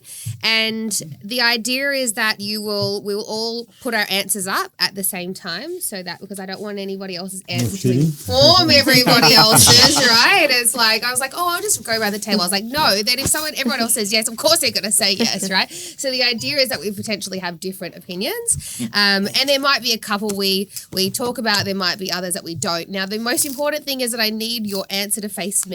So you need it to be outward. So the opposing view should be facing you. It might be confusing, but I will call you out if you have We got this. Yeah? Yeah, we're okay. It's not that complicated. We'll be okay. All right, well, let's see. Is today Thursday? Tell me you're fucking with me, George. Okay, all right. Okay, all right. It's that bourbon inside there. I just want to see the colour. Okay, cool. All right, so the first question is, does the NDIS actually need reform? Oh, okay. We all agree. Actually, I'm not going to play the game because I feel like I need to. It's way easier. Okay. Should every provider be registered? A SIL provider? Or every provider, regardless of the services they deliver. Cleaning or something. You're meant to do it straight away, my friend. Okay, all right. Talk to us. Chris is the only red in the room. Well, sure, it's, in the most part, the answer is yes, absolutely in the SIL space. But if there's certain providers who provide low-risk services, I don't know, whether they're providing cleaning or something along those lines, I don't necessarily think they need to be registered. Okay, all right. Did you know that unregistered providers don't have to have an NDIS worker check? Like they don't have background checks that have to be in place to be an unregistered provider. So potentially it's a yes. I suppose it comes down to the level of registration. So I'm happy to change my answer, but that's fine. Like I'm being agile and humble. I think there's also argument when we talk about registration groups is there are some low risk, and let's call it people that are not servicing participants, like our vehicle modification companies that would be likely covered under Australian consumer law, right? So they're not providing services directly to participants, so, you know, there's no risk of them, you know, sort of harming, abusing or neglecting a participant or whatever because they're just, you know, modifying a vehicle. Maybe in that instance, like that kind of service, but I must admit, Chris, I'm on the green side. Hang on a sec. You said were there any examples? You just gave one, so you're actually on my side. I mean, the car, for example, designing an accessible transport, the car have to face regulation and registration. So for it actually has to be done by a registered operator. Okay, interesting. Appreciate the opinions, gang. All right, question 3. Does commissioning, and so everyone knows this, we're talking about going back to SIL commissioning, where it means that, you know, there'll be a handful of providers that obviously government makes you tender for them and it'll be a procurement process and all that kind of stuff, right? We're clear about that. Okay, so does commissioning take NDIS back towards a modern version of block funding? Oh, thank God you all said yes. Okay, all right. All right, should registered providers receive a higher price or a higher revenue income from the NDIA to recognise their compliance obligations? Look, I'm going to say yes. Everybody else? Okay. No, you have to have an opinion. You have to have an opinion. It's a tricky one. We'll come to you. We'll come. All right, we had 3 no's. Who feels like they've got a raging strong opinion on this? Look, I think the price should be one. The change should be to the providers. Everyone should be registered. No, when we talk about safety, I mean, I want to tap into that a little bit. Right? In your practice, when someone comes in that drives your vehicle, and they tend to have few fines or few accidents or things like that, right? Do you put them on the training, or make sure they have safety knowledge, or maybe do like something online to learn about, road safety and that? Or do you do an induction on vehicles, for example, when they come in? These are all practices that we do for staff, generally speaking, even though they have a license that's completely approved by the RTA. And we're not even the people that assess. We're not really. We shouldn't really assess. We do it for safety precautionary methods to make sure that we elevate the practice in the organization to make sure that everyone's doing good service. If you apply the same methodology on registration, you find it's the same thing. It's about elevation. If you are running a business that you have some sort of an encounter, you come in doing home modification, you walk in the house, there's kids in the house, you should have working students. It reduces harm, even if there's 1% risk of harm, that helps to control. There's a level of compliance required. It's the same concept of allied health professionals. They're registered with ABRA, they have to meet all the ABRA requirements, which is quite intensive. They still have to be registered with the NDIS.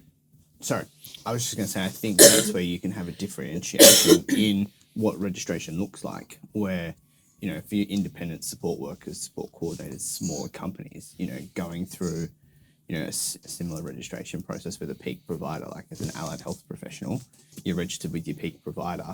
They then link you in with Medicare, DVA work cover, and that's counted as your registration to work under those things rather than having to go through a completely separate thing. So rather than have a pricing change, we have a provider registration change. Well, Make it a level playing field. Offset it, all right? I'd rather the government put a little bit of investment to safety and have an umbrella rule, manage people, have data that they can rely on, and maybe to save costs, streamline in the back end.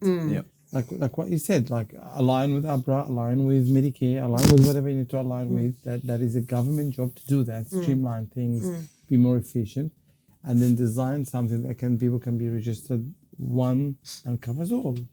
I support that 100%, but having no registration and no accountability to that level, and they talk about code of conduct, which no one is actually monitoring or checking.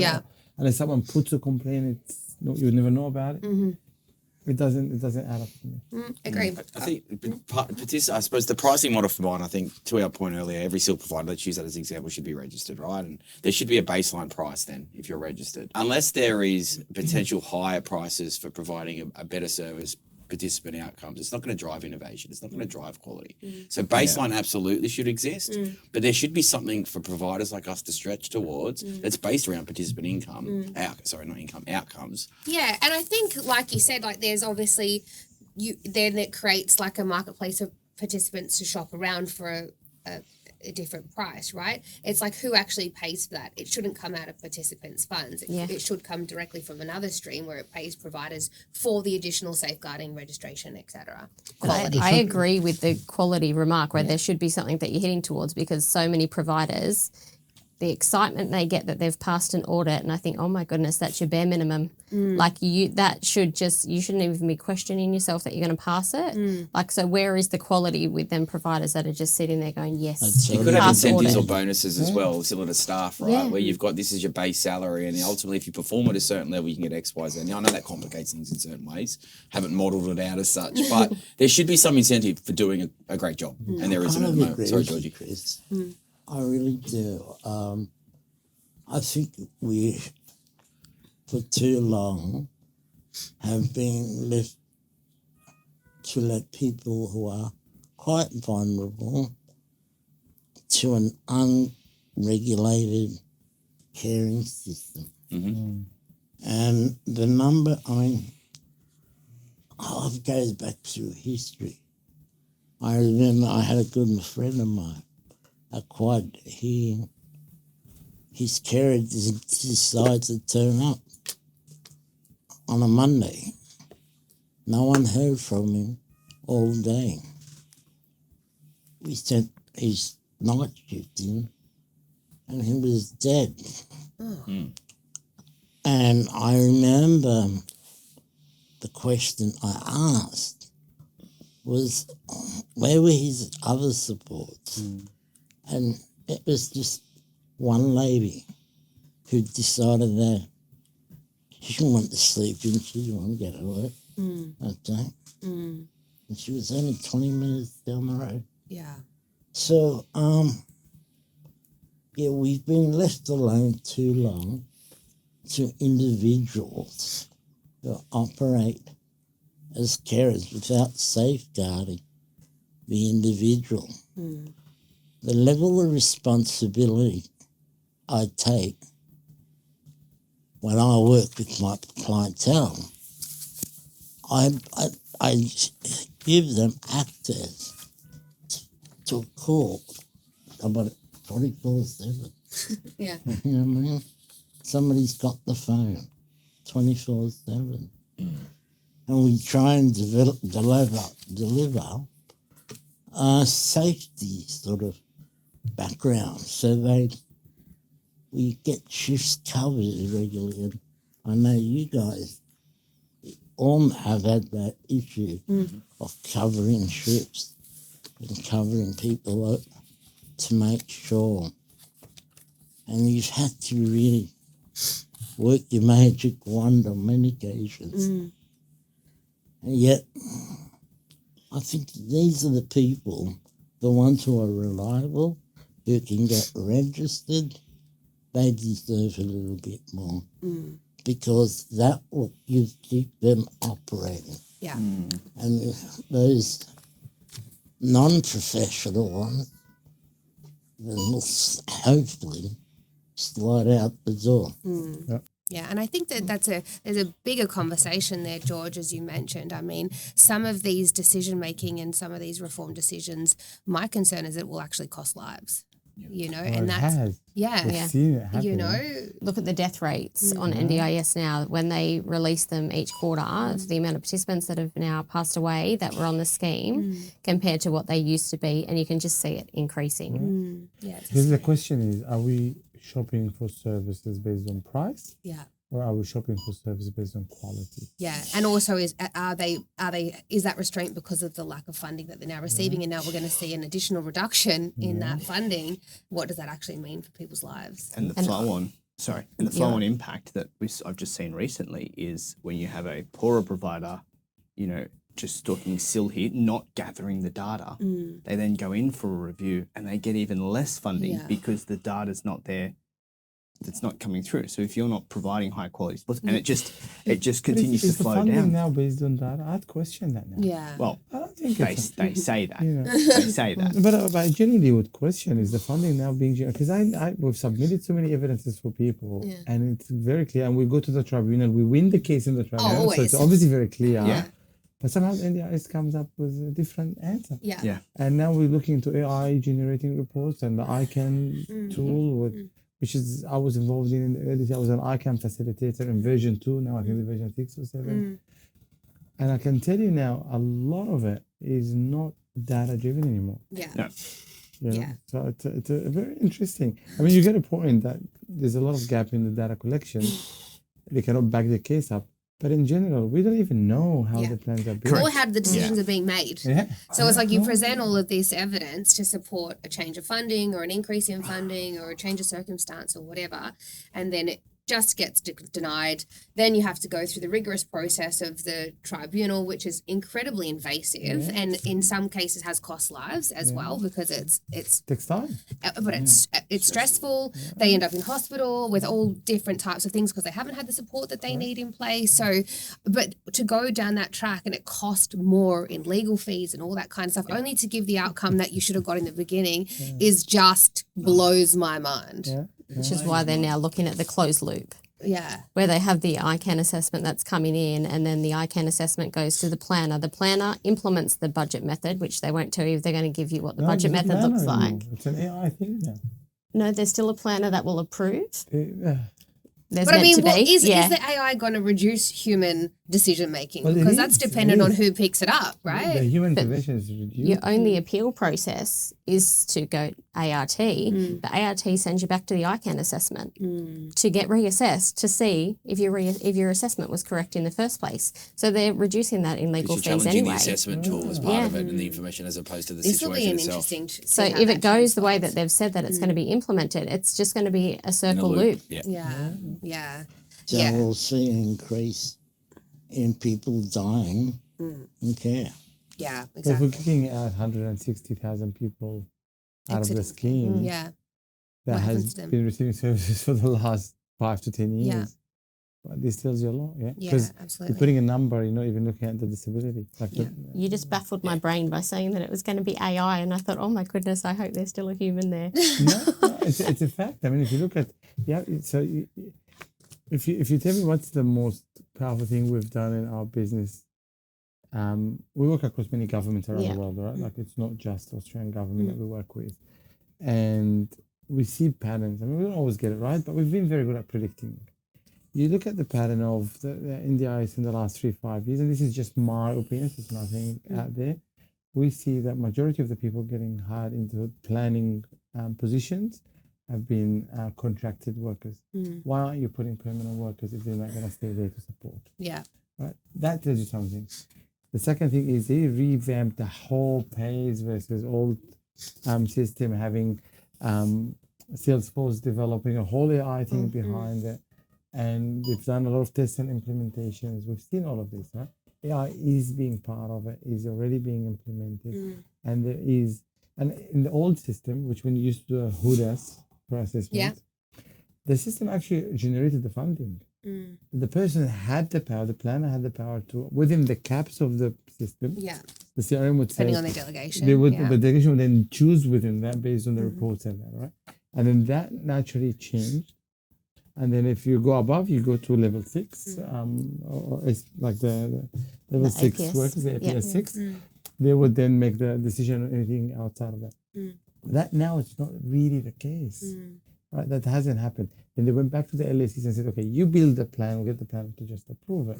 That wasn't part of the partners and community contract. That's why St. Vincent struggled to survive it. We've seen the changes and we've seen how it's evolving, we've seen what's happening, where it's direct. Now, do I support a level of technology into it and streamlining? Yes, you need to save money, I get it. And if that's the way of doing it, then that's smart. But I still question the data input that comes up with this. I would love to see someone coming out from the government telling us this is how it's going to work, this is how it's going to be delivered, and that's the integrity of the process. Yeah, you really can't see the value of saving lives. It sort of distance what the scheme's set for and meant for to what it becomes a bunch of bureaucrats who have no clue. You know, the number of people I see on the ground who are underfunded,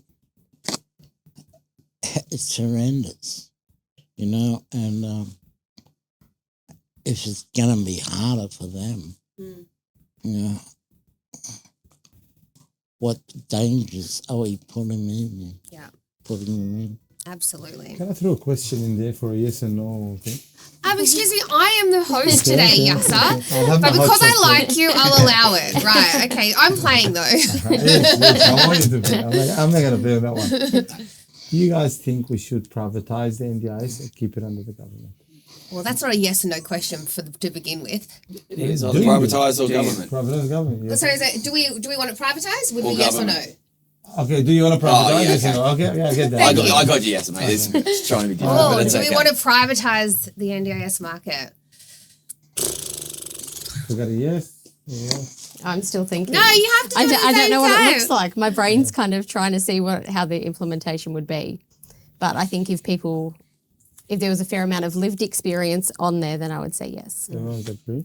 You're disagreeing. I would love to actually hear your opinion. Who's going to fund it? No, the government still has to fund. They still have to do the regulation at a high level in terms of compliance and that kind of stuff. But in terms of decision making around funding, should it be privatized? or should it? So the implementation of the NDIS. Well, once again, I'd still say no because it becomes very subjective. Oh, I think it's already subjective. Yeah. Yeah, well, it's going to become even further subjective. But that's where I said lived experience, because I think if you had a fair amount of lived experience in there, they would be able to implement different scenarios and situations and symptoms. Whereas if you have someone that comes in and, they may be trained in allied health, but they don't know what it looks like in every day. So I think... And I think also somebody that understands realities from every perspective, having a bunch of different stakeholders in as part of that conversation that understands the reality and is outside of the government, so the government can reduce the need for, they'll be blamed for everything. Yeah. Yeah. Okay, Yeah, we changed it to yes. All right, back to me. Yes, Right. I'm the Great host. You're question. back That's in. the best so far, mate. Best so far. Great question. Great question. Someone won't have a job tomorrow. But anyway. So I'd love a long weekend anyway. So it's all good. I'm all in. All right. Will the new SIL practice standards actually improve participant outcomes? Yes. All right. Okay. Alignment. Will the current reforms result in fewer providers? My follow-up question, is that a good or a bad thing? Both. Yeah, I would say both, because... Is that you trying to be in the middle? Yeah, that's me in the middle. yeah. That's not a simple question. But no, that was my follow-up question. That was my follow-up you said, is it a question good or a for bad thing? discussion. Yeah. I'm just kidding. Is it a good or a bad thing? I think we do run the risk, however, with people not having a diversity of supports. And I think that will cause issues because you're starting to institutionalize people, and people are sick of institutions and they want to be out free. They want to be able to go and travel. They want to be able to have days at work, at home. And, I just feel concerned that if you met a SIL provider who isn't flexible, say like Alara, you meet a lot of blockages and you can't afford to run your services only at the rate of the charge cost. You've got to make a little bit on top.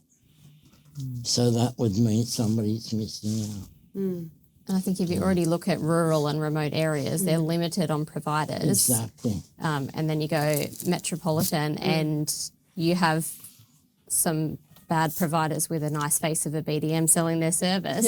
But in the other case, like you have good providers that are already hidden or they only service a certain area and their staff will only travel to a certain area. So it really already boxes it. So if you have maybe limited providers in each area, like they would have a certain amount in each area, it would still give variety. But yeah, I I think. think it depends on who's asking the question.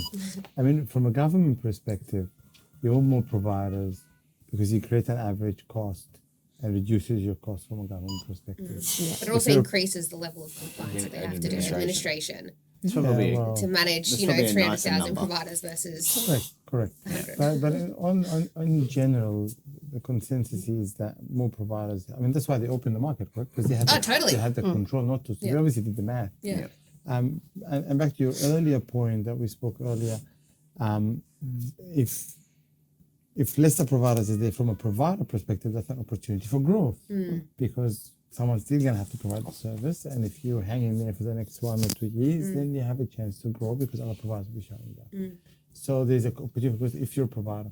From a participant and quality of service delivery, though, I would argue that more providers is a better thing. I would actually, I think when you create a competitive market, landscape. Yeah. that naturally means you elevate your quality. Yeah.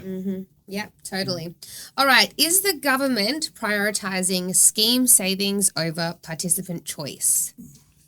Come on, you guys. You've got to be quicker at this game. I forgot what Stop we were waiting doing. for everybody's answers. All right. Good. Would you, if you had your time again, re-enter the NDIS market?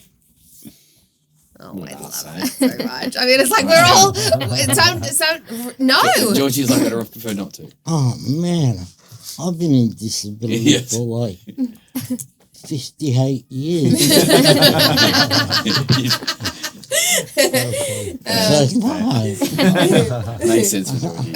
All right. I've been a millionaire. A little bit of a longer question. There's a lot of talk around the navigator role, and that has been designed to create more connected and more consistent experience for our participants. That's said what it's going to do. But if participants no longer have the freedom to choose their own support coordinator, have we improved navigation at the expense of choice and control? You have to yes or no. Questions. Have we improved Yeah, I'm- navigation? The question's wildly confusing. The but question, have let's we go with that, improved please. navigation at the expense of choice and control? Are they mutually exclusive points? I won't go down that path. Let's just go with this to streamline it. I'm going like this. Okay, all right. Conflicting views. Let's go Mine with was conflicting. let's go with the red. Let's go with the green. Oh, it was just, I think you've got a lot of support coordinators who are great, and then you've got support coordinators with no experience that may not be so great, and they're not looking at the outcomes or anything like that. So I think it's hard. If you had a navigator with the experience that could deliver the service, still have the connection, then I would be for it. But at the same time, you wouldn't lose that support coordinator edge. So my point would be very much in the middle, where I would say educate the support coordinators, give them an education module that they have to keep meeting continuously to meet government standards, and then keep them where they are. And the ones who are meant to be there will be there in the end. Interesting. We'll take one no answer. Who wants to speak up for the no's? Well, I You were a yes, George. I'll speak up.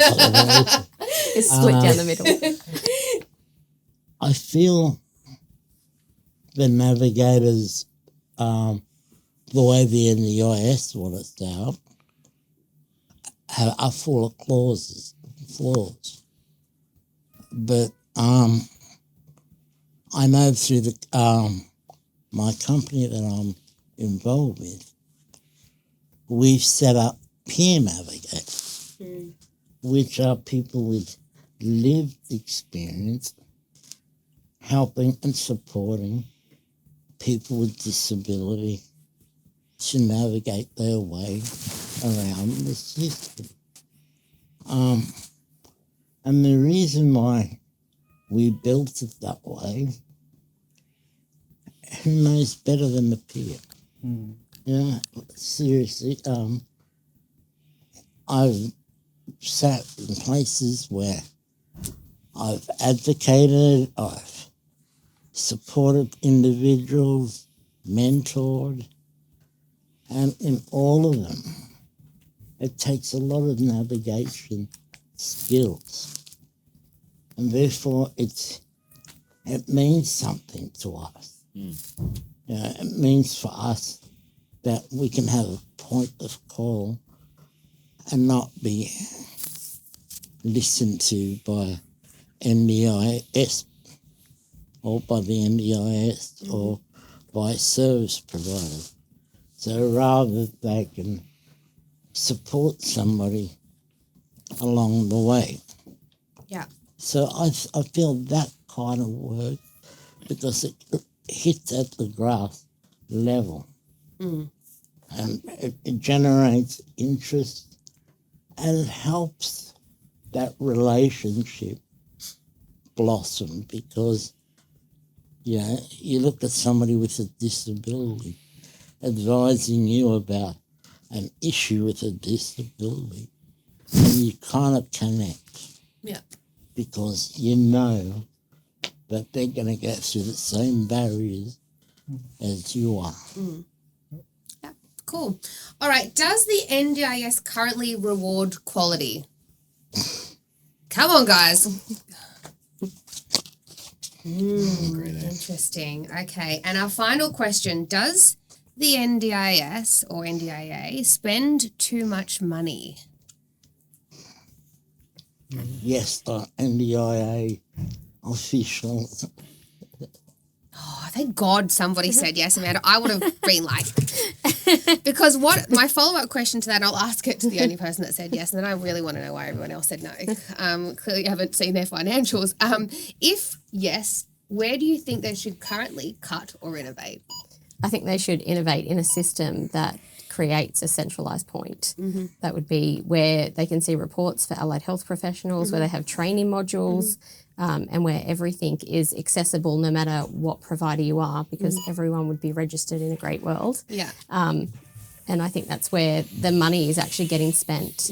And the same with allied health, because there's so many allied health professionals that come into this space because we were lacking them. The waiting lists were so long that we didn't train them from how to actually write to an impairment notice.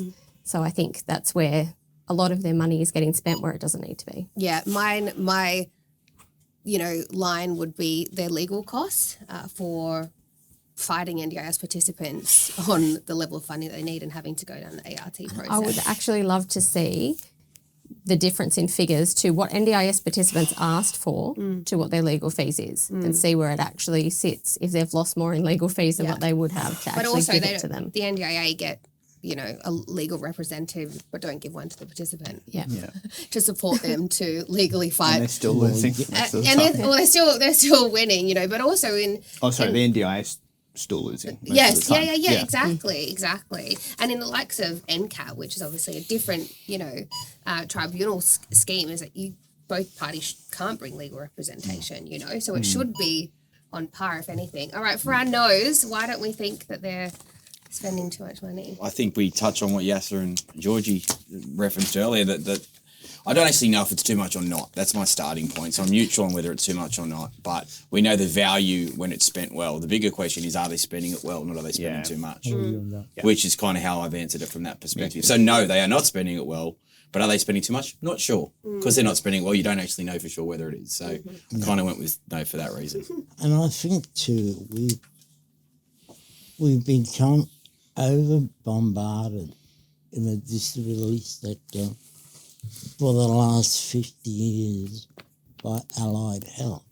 We've had a lot of people with disabilities, especially spinal cord injuries, who get so overwhelmed by OTs and physios. It becomes like a burden on your shoulders. So I think where they spend too much money is by hiring a lot of clueless planners. And I really do feel a lot of them are quite clueless. I've sat with clientele, several, mind you, where I've had to actually correct the planner. They don't fix, we have to employ a staff member by the Fair Boy Ombudsman for a minimum of 2 hours. But the NDIS still funding only 1 hour for that same client. So what do they do, and who pays that hour of avoidance, And these are questions that I'm still trying to get a way around. It's just so complicated. Yeah. Spot on. All right, you've played an amazing game with me, gang. Thank you so much for being open and sharing your thoughts and opinions and creating some healthy debate. I do have 2 final questions, and I'd like to give or allow everybody 2 minutes to sort of answer these last two questions, and I'll time you all so we finish up on time, and I respect all of your times because I'm so appreciative that you've taken the time out of your day. But the question is, where do you see the NDIS, or where do you hope to see the NDIS in 5 years' time? Because I really want to have, a positive approach of where our sector, beautiful sector that we're so fortunate to work in, is going. And the second part of that question is, if you had 30 seconds with the NDIS minister, what would you say? And who wants to start? Because you will be timed. Georgie, do you reckon you could stay to 2 minutes if I timed you? Yeah. All right, you ready? Yeah. You're up. Okay. Well, I think the NDIS is going to progressively get better. I think it's being used more as a political game rather than a program. We are at the NDIS, I suppose, when I say we participate in the program, we need it to continue to be flourishing and vibrant and open to ideas. I think too many barriers, too many restrictions make it a useless product. So I only can hope that as the years go on, we'll continue to evolve and for people to become more accepting of people with disabilities. Amazing. You've got 50 more seconds. What are you saying to the minister? Well, to the minister, well, before you pass the comment, come and live in my shoes for a week. I like it. Oh, I got goosebumps. It's good, Georgie. I think that would be It's good, effective. What do Georgie. you mean you got 30 seconds left? Go, you. 11 seconds. Well, I would ask him to come and live my shoes and see the people that I deal with, grasp their needs, feel what they hope for, and don't be a barrier. Be someone who is out to do their best to provide a quality service that's equal. Amazing. You wrapped that up perfectly. All right. Yasser, you're up, my friend. Okay. Look, in any business scheme, anything that is developed, there's the 3 stages of any business, right? There's form, storm, and norm, right? So in the beginning, you form, and then you go through a storming, which is the change management piece, systems not working, things not aligning, problems happening, teething issues start to come up, people are not doing the right thing, all these kind of things, which is what we're feeling and living now, is the storm phase. And then you go into a norm, where you normalize your operations, people get used to what you're dealing with, bad or good, and then it becomes sort of like having a normalized approach is a blessing in its own. Right? So what's happening is not actually unusual. It's very studied and researched in anything in the world, in any business. You are facing business, I face it in my business certainly, and the government's facing it. Right? Now, how to improve it, generally speaking, is decision making has to change. Cannot do decisions based on elections. We cannot start doing decisions based on, if I'm going to get more votes, the timing of the elections. We can see how it's going to move. If it's close to the elections, far from the elections, decisions look different. The language looks different. That's one thing. Second thing is maybe have an arm's length approach rather than, that you're the funder, you're the compliance, you're this, you're that. Maybe just do the compliance part really well. Make sure everyone's doing their job well and let people do their job. Because we're the professionals in delivering, not the government. We are the trained people.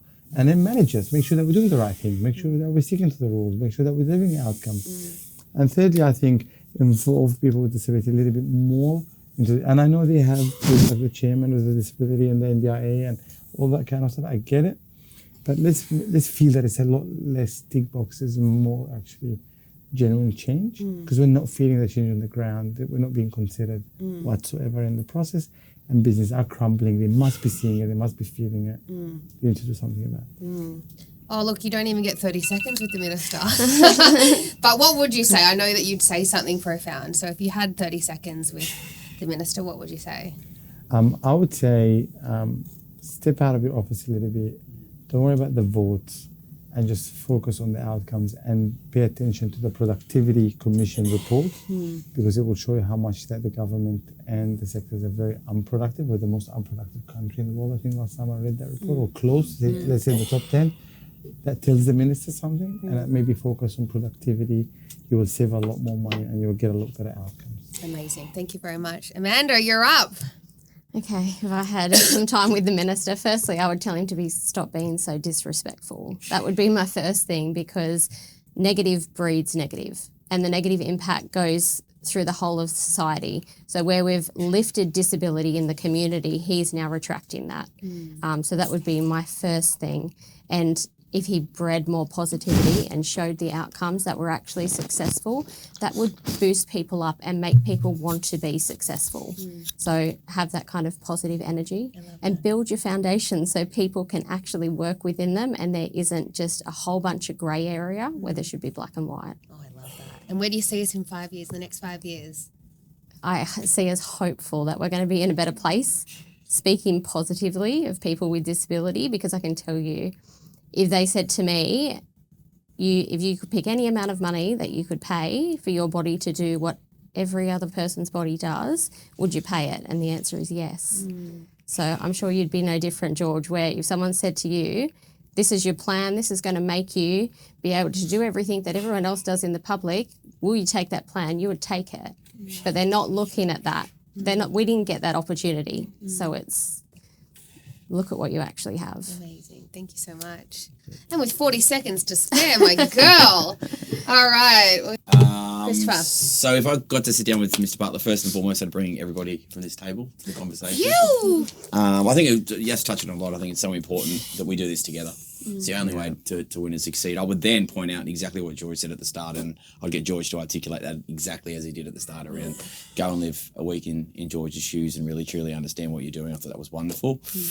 I would try to get him to start to reshape the narrative. It's just all negative. It's all from that negative, and that we need to reshape this. It needs to be about the positive impact from that side of things. And then I think from a focus perspective, there's two key things for mine. It's let's try and figure out this implementation execution piece. Like, obviously providers have a significant role to play in and around that, but we need a lot more clarity and we need to clean that up. And then we need to find a way to innovate in this industry.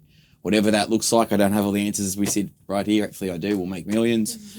But realistically, we need to start to drive competition and innovation with this industry to help us survive.